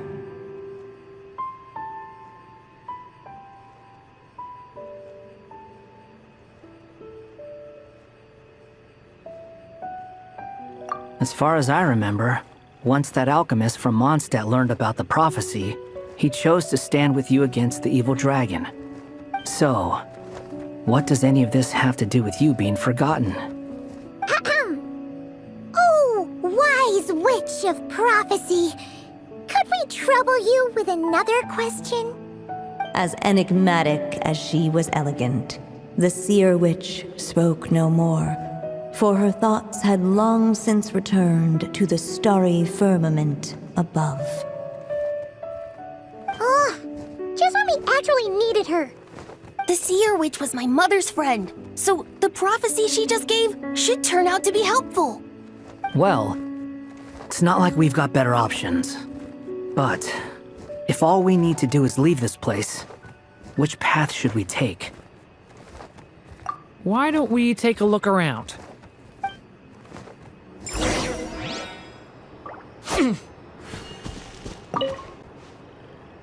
As enigmatic as she was elegant, the seer witch spoke no more, for her thoughts had long since returned to the starry firmament above.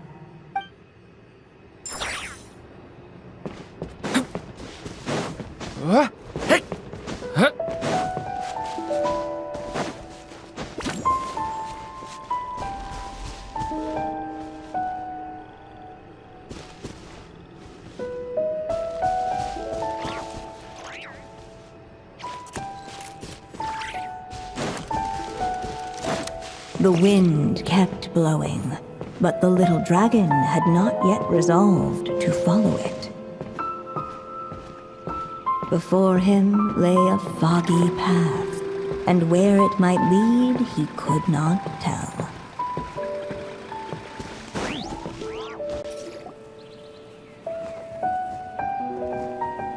If we go this way, we'll be heading back to Mondstadt, just like we planned. Out of all the options so far, this seems like the safest, right? At least we know what happens next. He helps stop the evil dragon from returning, gets a new body, makes a whole bunch of friends, who all just forget about him. But you didn't forget, Hat Guy. I'm just saying, choosing this path wouldn't solve the main problem. You'd still end up being forgotten. Huh. I'm not against choosing this path. I just wonder what secrets it might be hiding. Let me think about it.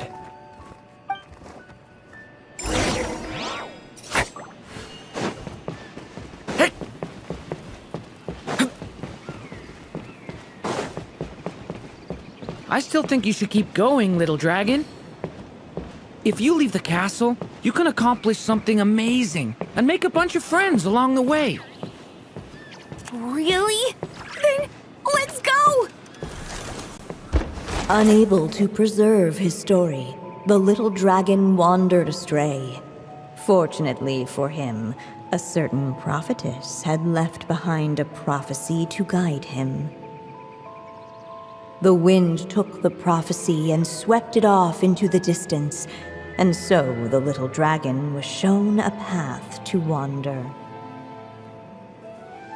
Following the wind's guidance, the little dragon made his escape. In turn, the prophetess affirmed the little dragon's choice, leaving an extra secret as her parting gift. Now that you've made up your mind, I shall keep my promise by explaining fate's little trick. Long, long ago, the gods of the high heavens gave the world outside the castle a magic of its own. They called it storytelling. It was a magic of almost unshakable power that governed how people met, grew close, and understood one another. Each person had a story meant for them and them alone, one whose ending was written in the heavens long ago. In truth, your story and the evil dragons are simply two versions of the same tale, and that is something the magic of storytelling cannot abide. Beyond the castle's walls, your story cannot take root, for the evil dragon's tale has done so already.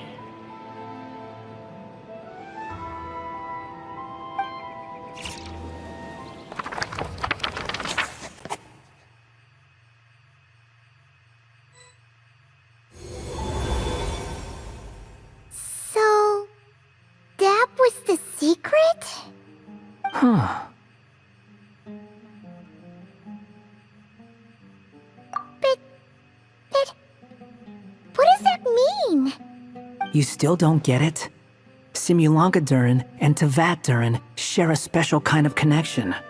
Their fates are mirror images of one another. While they were in two separate worlds, there may have been some mutual influence, but their fates were independent. But when Simulanka Durin came to Tevat, a version of his fate already existed there. So, how can two fates exist at the same time? The answer is, they can't. The rules of this world don't allow it. You can't return a book you never checked out in the first place. So, what's Durin supposed to do?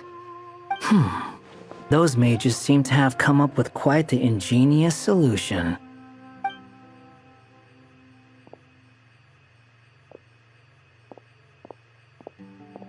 I'm here to make a return. As I said, there's no record of Volume 5 of this series ever being checked out. Then just think of this as Volume 6. Based on what I know, the author was planning on publishing another volume anyway. The catalog does have a slot reserved for Volume 6. So, this is it? Sure, let's go with that. All you need to know is, I'll be the one writing this series from now on. You...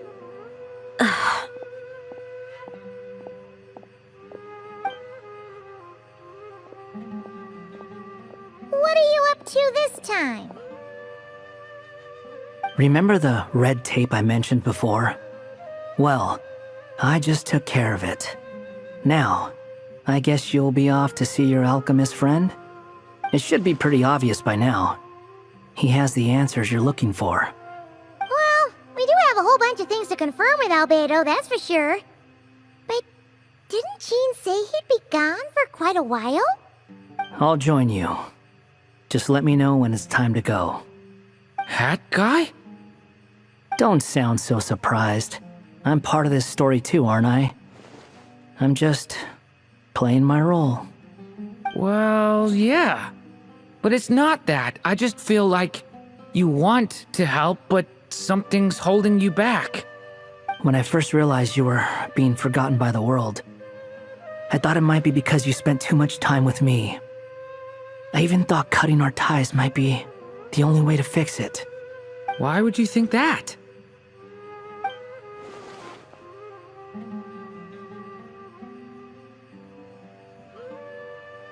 It doesn't matter now. Judging from the answer this book has given us, I was probably overthinking it. Just as well, with the ley lines rejecting him like this, the people who still remember him are his only remaining connection to this place. If that last fragile tie was broken, who can say what devastation his unbound body might unleash? And to think I'm one of the people keeping you here, instrumental in helping change your fate. Can't say I saw it coming. Well, if it's good enough for Hat Guy, it's good enough for me. After all, he is about as odd as humans get. Excuse me? With some people, even if you try asking a simple question, they'll always give you a complicated answer. And the more you ask, the more complicated it gets. Truth is, Hat Guy's just that kind of guy. Whatever. All I needed was a yes or no, so we can quit it with all the back and forth.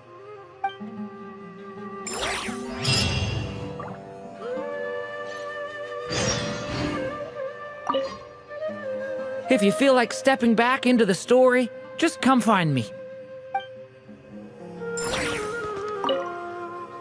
I'm sticking around for the next few days. So, when it's time to go, you know where to find me. So this is the other Durin, huh? If this had been the dragon that ended up being revived in Mondstadt, there's no telling what kind of calamity that people would have had to endure. So, if you think about it like that, Durin's actually a hero. No, I'm just a little envious, that's all. Not everyone gets a chance to be a hero. Actually, most of the credit belongs to Rubedo. Then again, barely anyone even remembers you at this point. So I guess there's not much left to envy. Ah, so you three still remember Durin. Looks like the memory loss hasn't spread to close friends. Yet.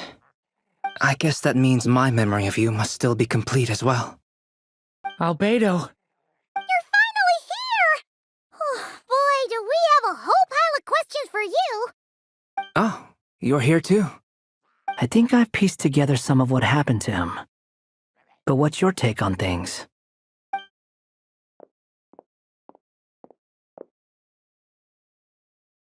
Master Jean filled me in on what happened, and I've got a few theories. But let's get on the same page first.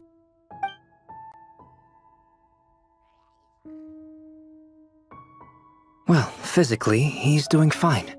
His body is holding the abyssal power at bay.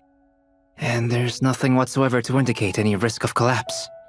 So, from an alchemy point of view, there's nothing wrong with him? The issue isn't so much that the abyssal power within him has gotten out of control. It's that the connection between his will and body is fading. If he ends up losing his conscious will, his body will fall back on its biological instincts. And that's when the abyssal power within it will take over. This book mentioned a witches' gathering. It seems like quite a few of these witches got themselves involved in Durin's case. Which brings me to my theory. Bringing Fairy Tale Durin into this world to replace the Durin on Dragonspine means using one Durin's fate to overwrite the others. But the power of alchemy alone would not be enough to pull off such a feat. It would have required the combined use of Miss Barbeloff's astrology, my teacher's alchemy, and Aunt Alice's magic. After learning of Miss Barbeloff's prophecy, Durin and I finally came up with a way to settle the Dragonspine Durin problem for good. And I took care of the alchemy side of things, which, looking back on it, seems to have been a part of their plan all along.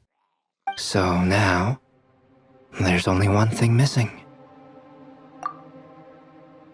As for the fate theory our friend in the hat just mentioned, I still can't figure out how any kind of magic could possibly influence the fate of Tevat. But I'm certain that the answer lies within this book. So, the reason Alice had us complete this book was to make that magic possible? A form of magic powerful enough to rewrite fate itself. Well, we've no time to lose. I just need to take a look at the book. The next part of the story most likely relates to me. So the memory that unlocks it must be connected to me too. Huh?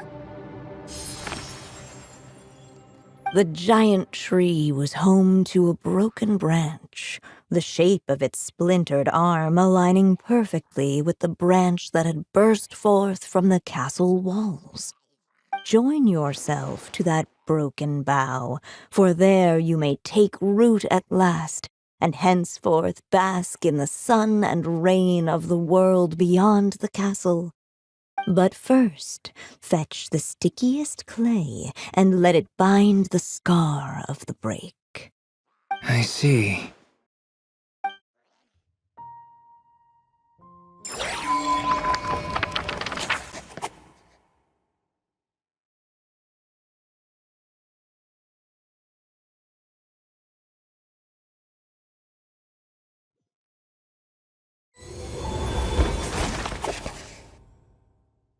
Guided by the breeze, the little dragon arrived at an alchemist's workshop. There he was greeted by a clay figure, a child molded by the sage witch's hands. Though gentle in appearance, he had inherited his mother's cold, sharp wisdom. And he was determined to avert the calamity the evil dragon would bring. And so was his helper, none other than the little dragon himself.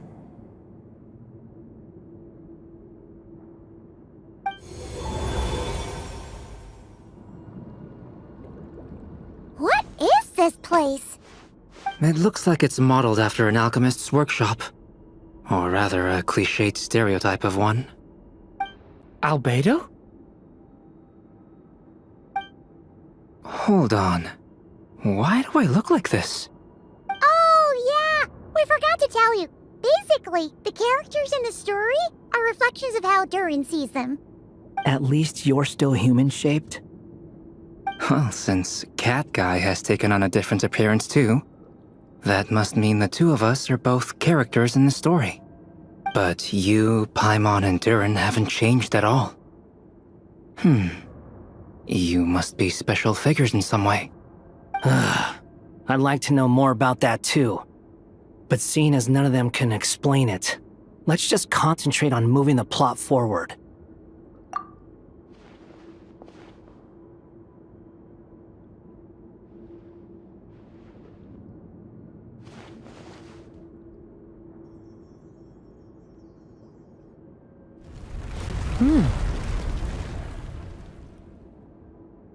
And just like that, the group stumbled upon a hidden passageway.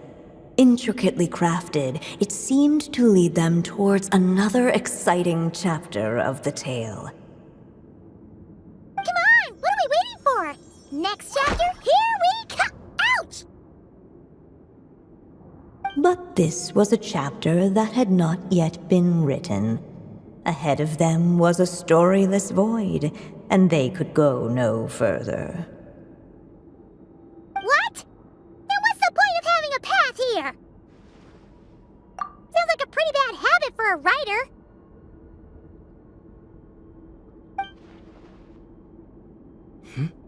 Over here. I found something. What the clay figure found was none other than the evil dragon's heart itself. Though the creature had perished long ago, its heart was still there, pulsing away and growing warmer with every beat. And the clay alchemist knew what it meant. That the evil dragon would return one day, just as the prophecy had foretold. Yet, guided by his mother's wisdom, he foresaw another fate. If only the alchemist could bestow this heart upon the little dragon, he might be reborn in the evil dragon's stead. Only then would the evil dragon's heart grow still, and the little one inherit its tale. Sounds like this chapter's about Albedo bringing me to life? If that really was the solution, though, this would have been over the minute I finished the transmutation. So why is Durin still being forgotten? There has to be some other reason. Yeah, I'd like to explore the area a bit more.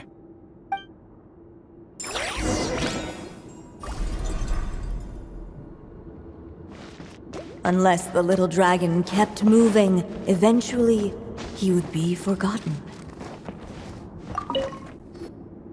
There you are. Oh, hello there. Hey, it's Mini Durin again! What are you doing holed up in here? I was worried I'd scare everyone off, so I've been hiding out here all this time. You must be really nervous, huh? I guess I am a little nervous, but I'm also excited. I'm gonna get to stop the evil dragon and even become a human. It's all thanks to that clay man. He's the one who talked me into it. And once I'm a human, I'll be able to make loads of friends and do tons of important things. You'll make lots of friends, that's for sure. And go on many unforgettable adventures. I'm so glad to hear it. The only thing is, the clay man said becoming human isn't gonna be easy. So I'm feeling a little anxious too. He's right about that. Even if you manage to become a human, there will always be tougher challenges on the road ahead. Really? But even so, your friends will be there to help you. Oh? Then I'm not afraid. Funny, isn't it? After talking to you, I'm not afraid anymore either. So, are you ready now? Yep, I'm ready to become a human. What the clay figure found was none other than the evil dragon's heart itself. Though the creature had perished long ago, its heart was still there, pulsing away and growing warmer with every beat. And the clay alchemist knew what it meant. That the evil dragon would return one day, just as the prophecy had foretold.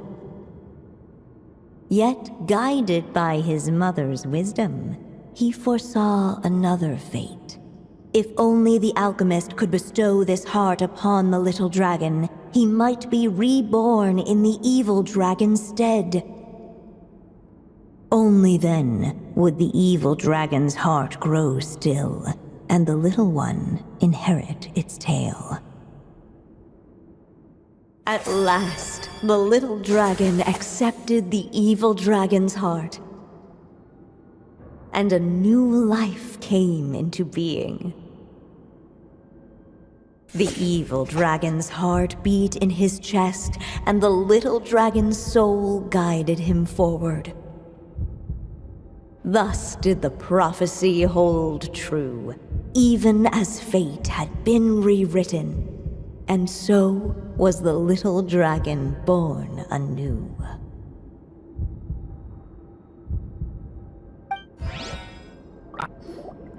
Finally! A happy ending! That must be the last step, right? Woohoo! We completed the story!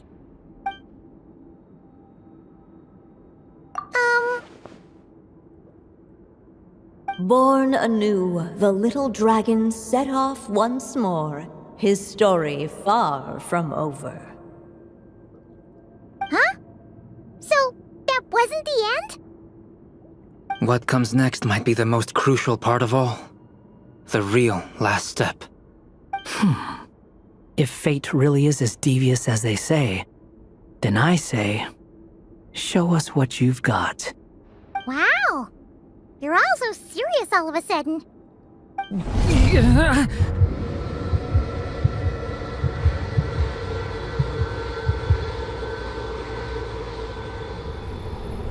Durin, are you alright? The evil dragon's heart was now one with the little dragon, yet the dark power within it still lingered. Would the little dragon dare to hold this power back, or would he simply give in? Hey! What kind of question is that? Of course he's gonna control it! What choice does he have? Time is running out. So, would the little dragon dare to hold this power back? Or would he simply Give in. What's up with the narrator?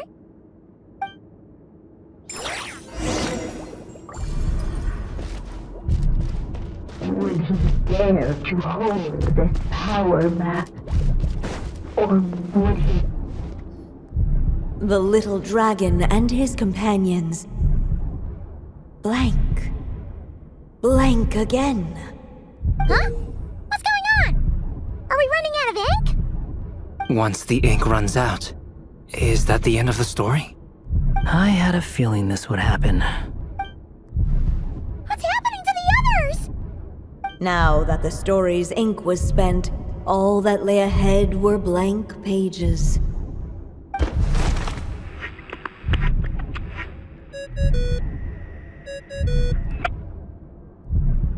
Hello, children. If you're hearing this recording, it's because you've reached a certain ending.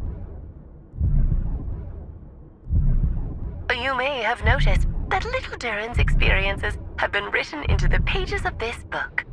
Well, you should know that in the same way, its ending will also be written onto him. So be careful, because triggering a bad ending could be somewhat problematic. Let me guess, you're upset that I didn't warn you earlier? Don't worry though, I've thought it all through. I built a very special feature into this book, just for you, the witnesses of this tale. So, go ahead, see if you can turn back the pages. If you're not happy with the ending you've reached, just flip back a few pages and let the tale unfold once more. Pretty incredible, huh? That's the power of magic.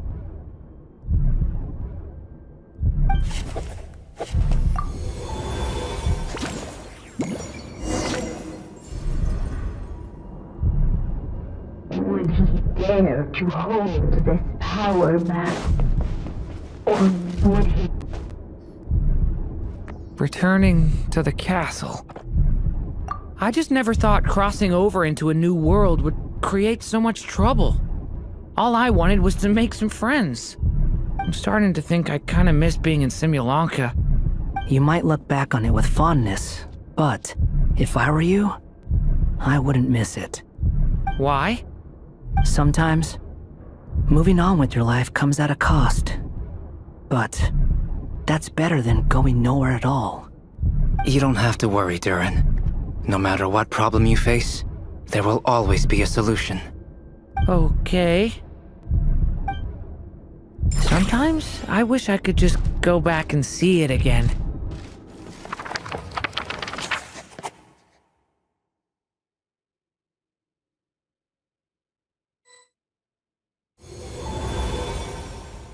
As the little dragon slipped back inside the castle's walls, the clamor of the outside world fell away. There was no danger here, no problems for the little dragon to resolve. As soon as his mother finished her story, it was time for the child to drift off into the world of dreams. And so the story ended, with the little dragon fast asleep in his castle, just like he had never even hatched. What's going on? I feel so weak. Hey, what's happening? Durin, wake up! But this can't be how it ends. Durin promised to bring back everyone's memories. There's no way he'd accept an ending like this.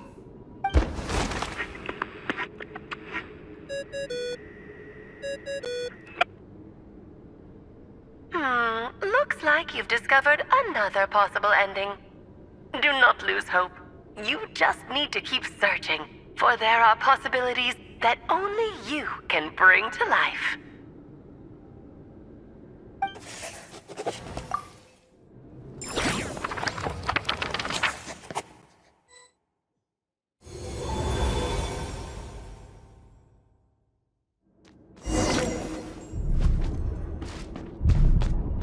Would he dare to hold this power map?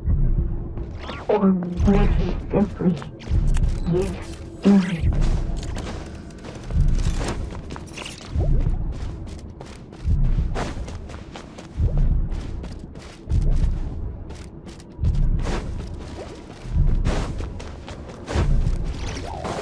Ahead of them was a storyless void, and they could go. Would he dare to hold this power map? Or would he... Not enough ink? Seriously?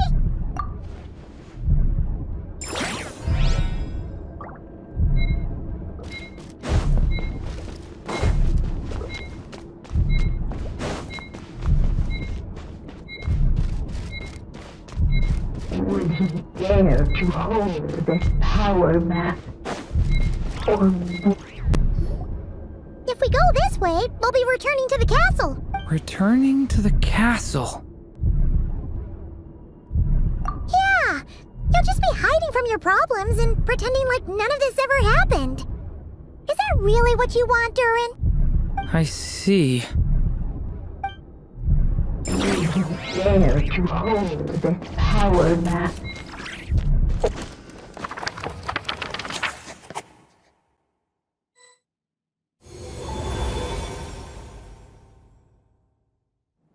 The little dragon was at an impasse, and the dark power within him surged like a tide. Unchecked, the darkness engulfed everything around it, including the little dragon's soul.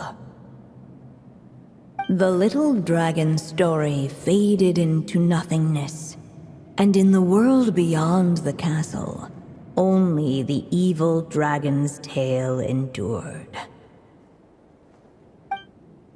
Is this... me? And so the story ended, with the little dragon fading from sight, leaving nothing but the evil dragon's shadow in his place. Oh no! That means Durin... What do we do now?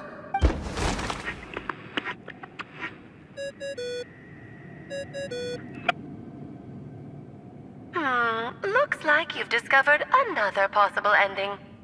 Do not lose hope. You just need to keep searching, for there are possibilities that only you can bring to life.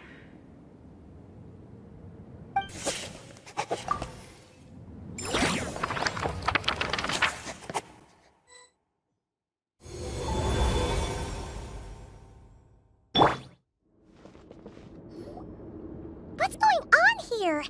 Why isn't the story letting Durin just suppress the abyssal power? It keeps getting stuck.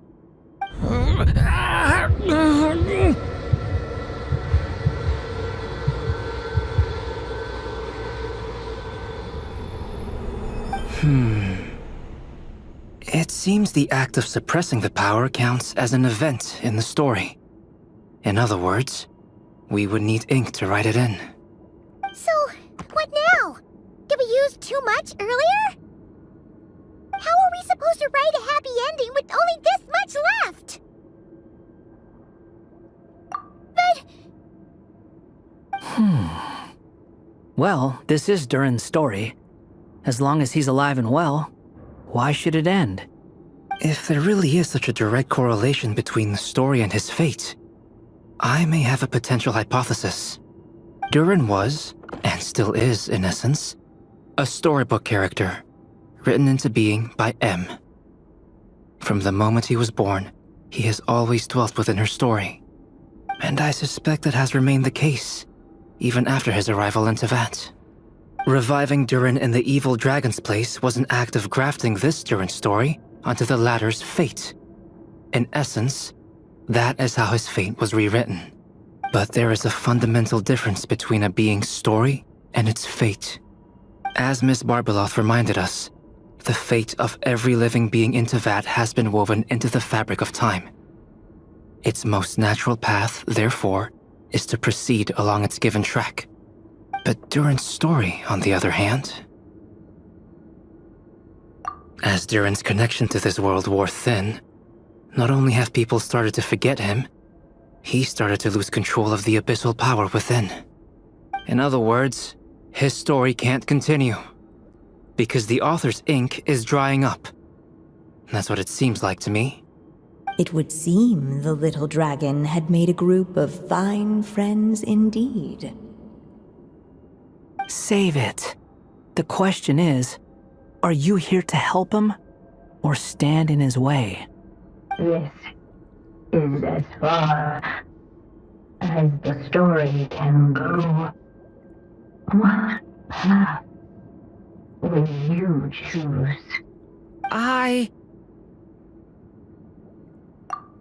suppose the final decision is up to me. It's hard to believe I never actually left my mother's story. If that's true, I'd like to go there and see for myself.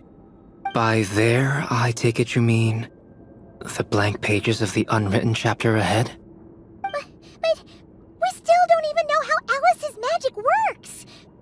If Durin belongs inside the story, then going outside of it to some unwritten part, isn't that too risky? I'm not afraid.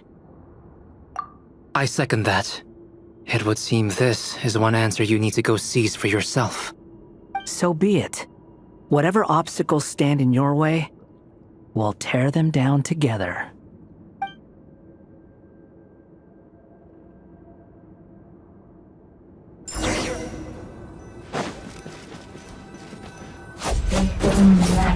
Invisible represents the dragon with staring at the uncrossable edge of existence itself. And all of a sudden it began to fracture as if struck by some transcendent realm. And all of a sudden it began to fracture. Gotta keep going.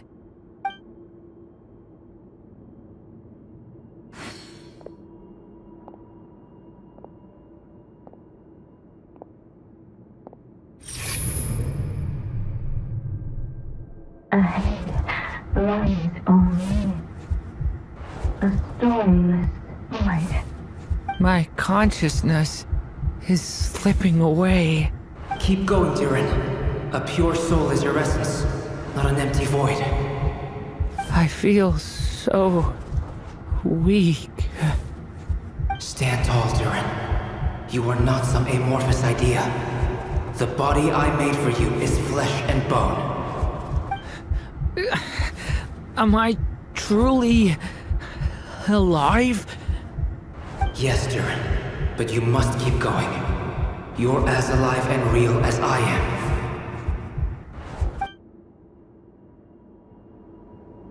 I can't feel a connection. You're not alone in this world, Durin. At the very least, you have me. I can't remember anything. Who am I? Your name is Durin, and there are many who still remember it. My name is Durin. You're taking too long. Come on, Durin, run! In this world, fate waits for no one. Wait! Where am I meant to go? What am I supposed to do? Go make your wish come true, Durin. My wish?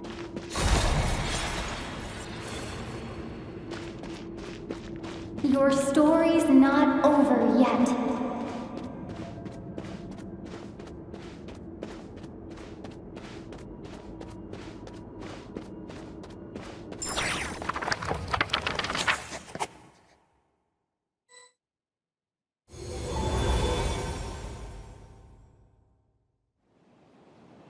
Silence, huh? Have you nothing to say about my proposal? Let me get this straight. You want to graft your story onto this unfinished thread of fate, and in doing so, not only rewrite that fate, but allow the story to live on. Quite the brilliant idea. Still, the story's survival depends entirely on whether the author keeps writing. Exactly. And the moment foretold by the prophecy is still centuries away. I see. I thought my own ignorance might be the problem.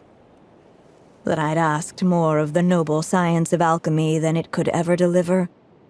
Or that I had failed to discern the heavenly signs and grasp the secret truth underlying the prophecy. Little did I imagine that time itself would prove to be the greatest hurdle of all. Well, my friend, this has been a most intriguing experiment. And from an academic perspective, at least, I don't think it was a bad proposal. Someday, the prophecy will come to pass. So remember, my friend, much like the stars themselves, there will always be something that transcends the test of time. Thank you, everyone. You've helped me so much already. But, Alice, I still have one final favor to ask of you. Will you lend me your magic one last time, just enough for me to keep his story alive until the prophecy is fulfilled? You mean you want me to extend your lifespan? No, not in that sense. As Rhindaughter once told me, the laws governing life and death are among the most unyielding in this world. I'm well aware of that. Whether it lasts a day or an age, the span of one's life is determined by fate alone. If I tried to breach that law by force, I'm afraid I would lose what makes me human. This is not a path I want to go down. If I am to die, then I shall die a human. So what is it that you want me to do? I would like you to send this pen of mine into the future. I see. Then perhaps there really is a way I can help. I could create a kind of story magic to take over the writing once you're gone. Oh, but for it to work, you would need to provide enough of your own words for it to learn from. How much? Oh, an immense amount. So much, in fact, that you would have to spend the rest of your life writing, and even then, I'm sorry to say, it would not last forever. No matter how much you write, there is a limit to the number of words you can leave behind, but the world itself will never stop changing. Someday, perhaps, even your entire corpus will not be enough for the magic to continue describing this world. And when that happens, the story will end. Still, it's worth a try.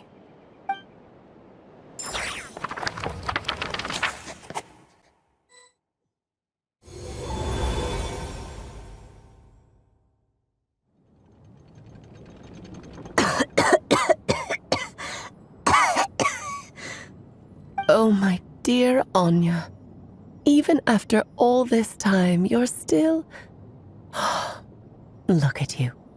You should be enjoying your old age in peace and quiet, especially now that things are finally returning to normal after that terrible calamity. Once he leaves Simulanka, things will only get more complicated. If his story is to continue, there needs to be more material for the magic to draw upon. I'll just have to skip over some of the less important details. Anya, why do you insist on sending him out of the storybook world? Why must he face his fate into that? Why not just let him remain within the story? With my magic, even fate's curse could be undone and he could live happily ever after. I suppose. In fairy tales, all it takes is a heartfelt wish.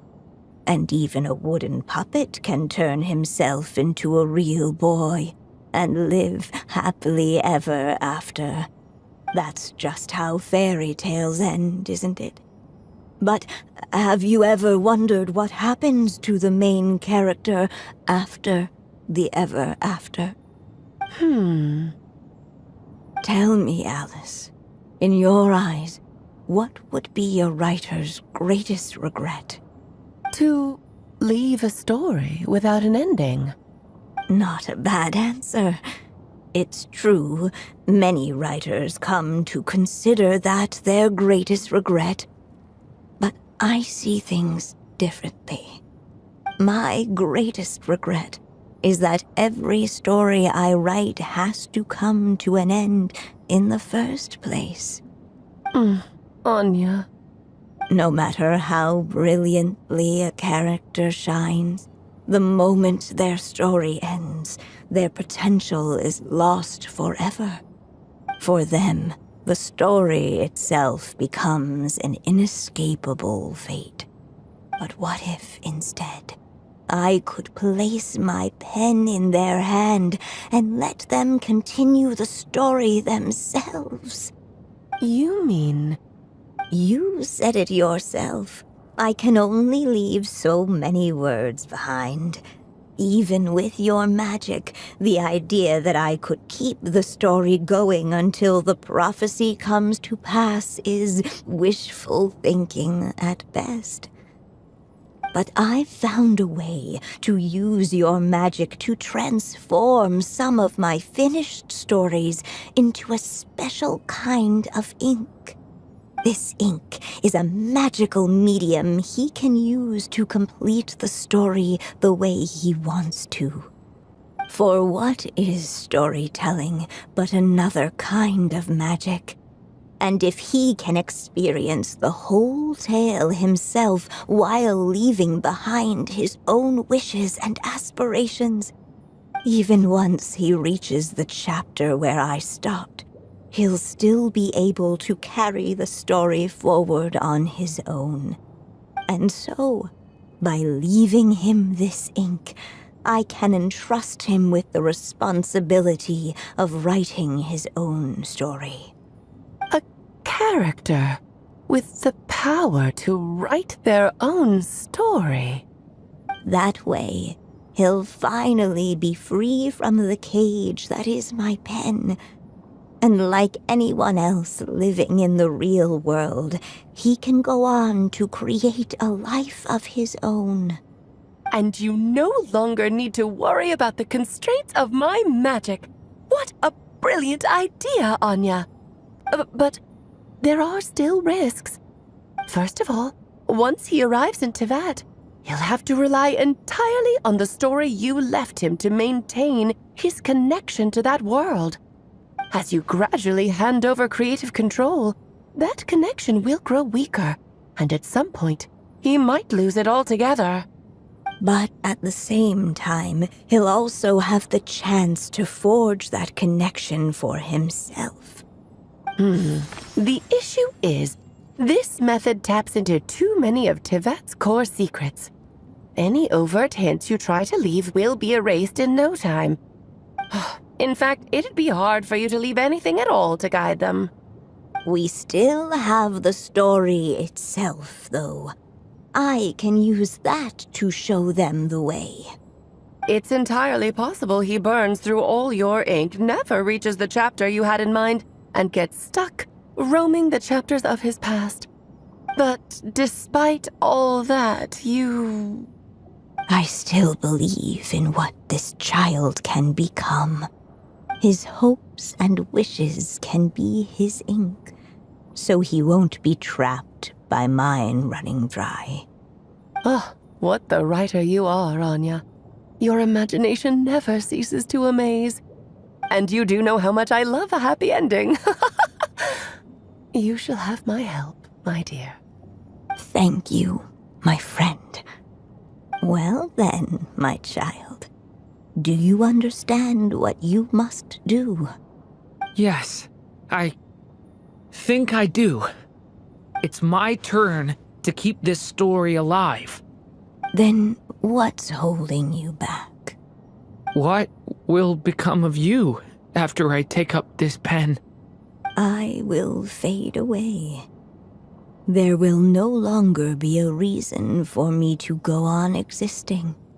My child, or your mother, I should say, passed away long ago. The voice you're hearing is nothing but a magical echo that has now fulfilled its purpose. You needn't feel so reluctant to let me go. I know my mother died long ago. It's just, when you lose your mom too soon, it's hard to tear yourself away from the stories she used to read. I guess it's a silly way of pretending she's still here, by your side. Durin. But after coming to this world and traveling it with my friends, facing all kinds of enemies together, I suddenly realized I couldn't just sit around listening to my mother's stories because I'd found a new purpose in life. Maybe this is just what growing up feels like. With all my new friends waiting, it's time I finally set aside my mother's storybook. I'm ready to grow up now, Mom.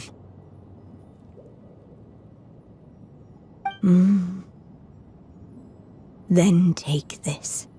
A gift I should have given you a long time ago. You've witnessed this story from the very beginning. Made your wishes, offered your blessings, and even wrote your choices into its pages. From here on out, this pen is yours. Now I ask of you, the other pillar of this story, as both its reader and its witness, will you turn the page so the next chapter can begin?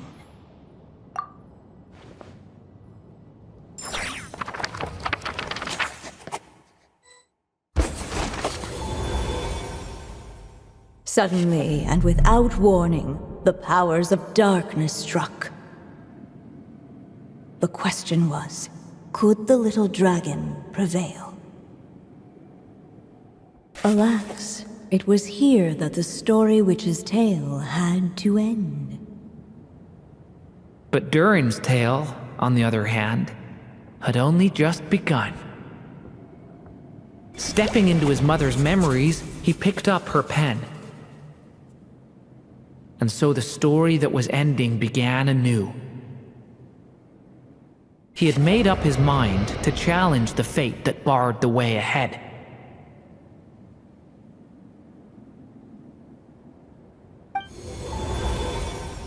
Looks like this is the final step. A chance to strike back at fate? Now that's not something that comes knocking every day.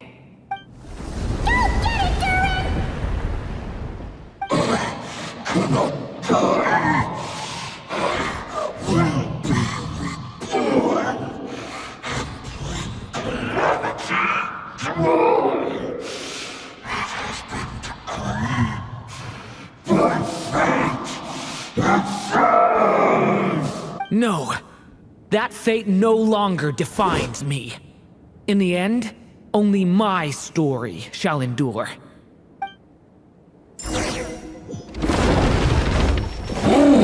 Watch out! Hey!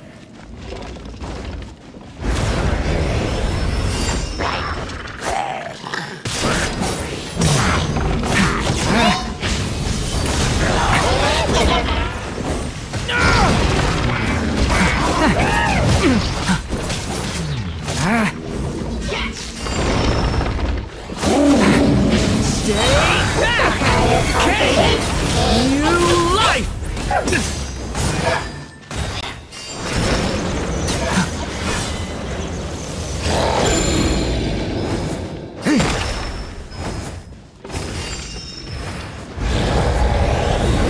No dodging this one. Here! I'll help lift you up.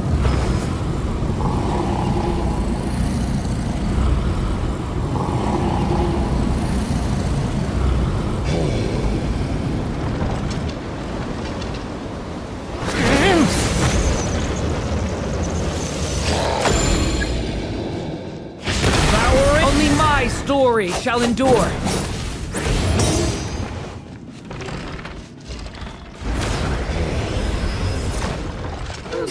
Story has only just begun!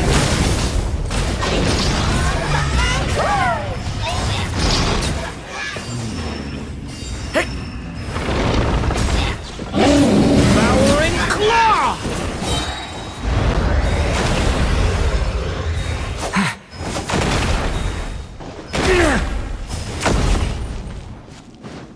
Looks like there's nowhere to hide. Here, I'll cover for you.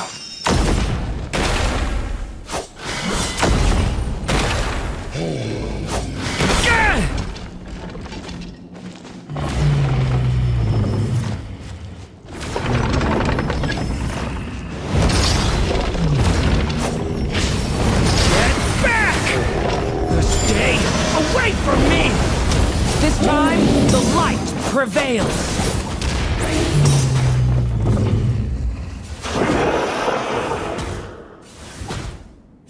Thank you, Mom. And so it was that Durin defeated the darkness and rewrote his fate. But his story is far from over.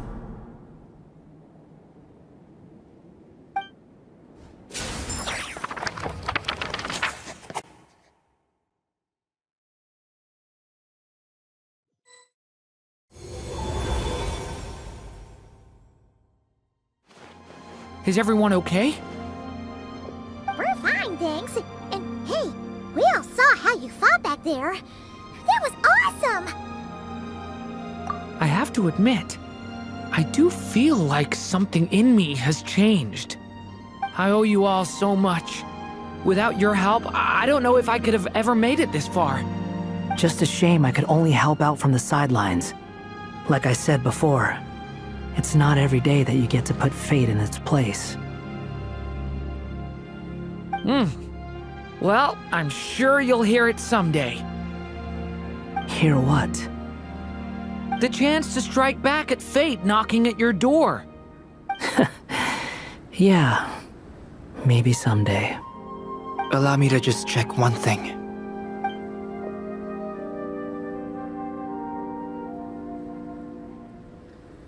Yes. The abyssal power within you has stabilized again. And those strange symptoms you were experiencing seem to have completely disappeared. Oh, thank goodness! I wonder what it means, though. Aside from the principles of alchemy, what other law of this world governs his being? Look, it all turned out fine, so just leave it at that. Now that this one's out of danger, it's time for me to get out of here. You're leaving so soon? Don't humans usually throw a party after something like this? A party? Do I look like that kind of guy? Anyway, come find me again next time you're in trouble. That's what friends are for, right? In a way, though, he is right. This is Durin's moment to celebrate, not the time for academic discussions. Hey, I don't blame you for asking. And honestly, I'd be perfectly happy to talk about it. It's just, I wouldn't even know where to start. It's all right. I'm sure we'll get a chance at some point. After all, your story's only just begun. All right then. Traveler and Paimon, we'll part ways here. Given the extraordinary nature of the things we witnessed today, I need to make sure it's all recorded properly. Okay, see ya! So, it's party time next! Huh?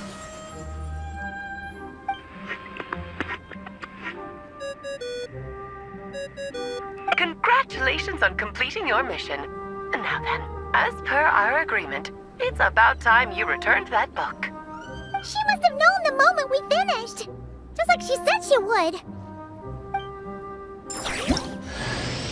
I've heard dressing appropriately is a must for socializing.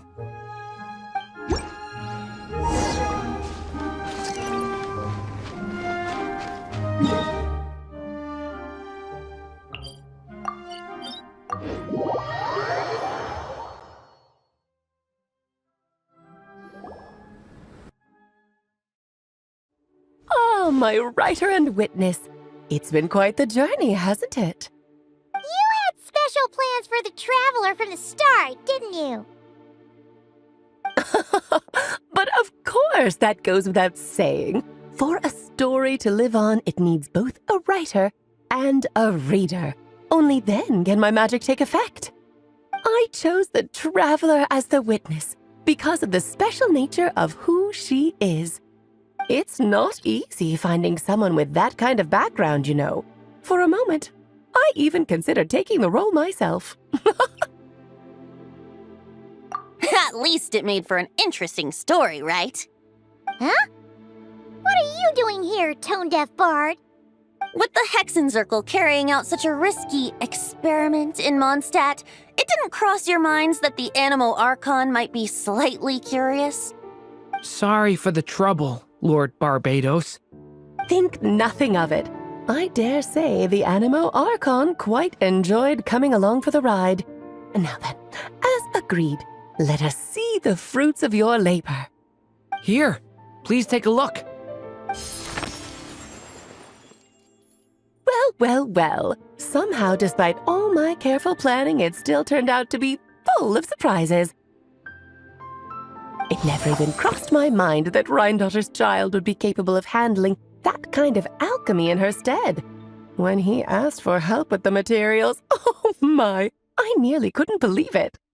If only the others were here too, we could all celebrate together. I'm right here, you know. The only one who hasn't responded is the one busy stuffing her face over there. Is that you, Barbie? A little late to the party, don't you think? Come here, child. Let me take a closer look at you. All right, Aunt Seer Witch. Here I am.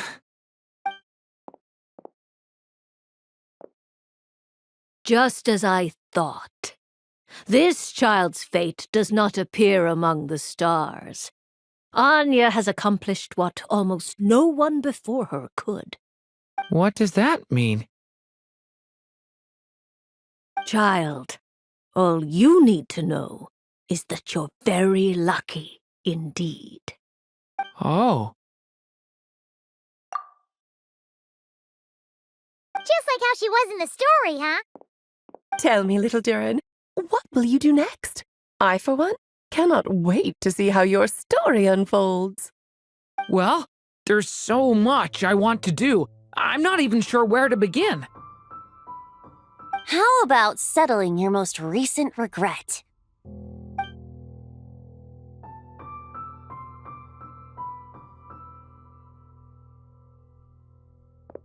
Not so fast, tone-deaf bard. What exactly did you just tell Durin to do? To make a long overdue wish come true. Thank you once again, Alice. How much time do you have left? I believe these should be my final moments. Just enough time to say goodbye to my dearest friend. This feels like having to say our final goodbyes all over again. I don't like it. Not one bit. I don't know how to respond to that. Strange. You were always such a cheerful figure in my stories. I even dubbed you the Merry Witch, you know. Oh, please. You know full well it was your stories that first taught me what true pain and sadness felt like. Huh. Aside from saying goodbye to me, shouldn't you also leave a few words for the child? Since the book will be his to continue, why don't you write him a little parting note? There's no need. His mother already did that long, long ago. All that remains is for me to convey it on her behalf.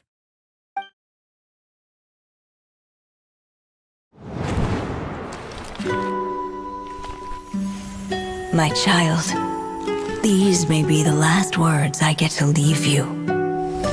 I've always thought of the characters in my stories as my children, loving each one of them, just like a mother would. But you are the most extraordinary of them all. You alone can defy the fate of this world and write the perfect ending to my story. You alone shall leave these pages for a future I will not see. Still I say to you, fly, my sweet child. Just like a forest breeze yearns for the open sky, head into the unknown and seek an adventure to call your own. If you meet a dragon bright as 1,000 jewels, dance through the air together. You are not alone, for this world has accepted your place in it. Do not lose heart. You still have many wishes left to fulfill.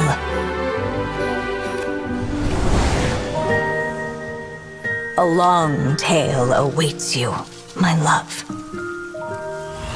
Let songs and flowers be the ink that fills its pages. Take my pen and use it to continue your story.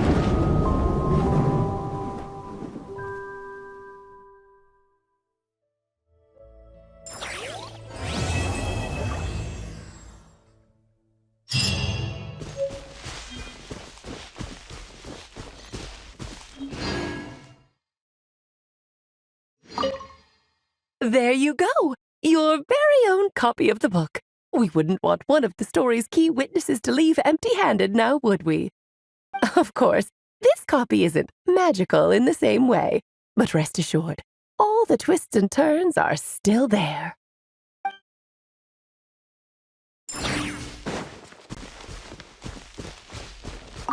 And so they flew together, Durin and Dvalin, over the skies of Mondstadt. Who'd have thought such words could ever have described a happy ending, huh?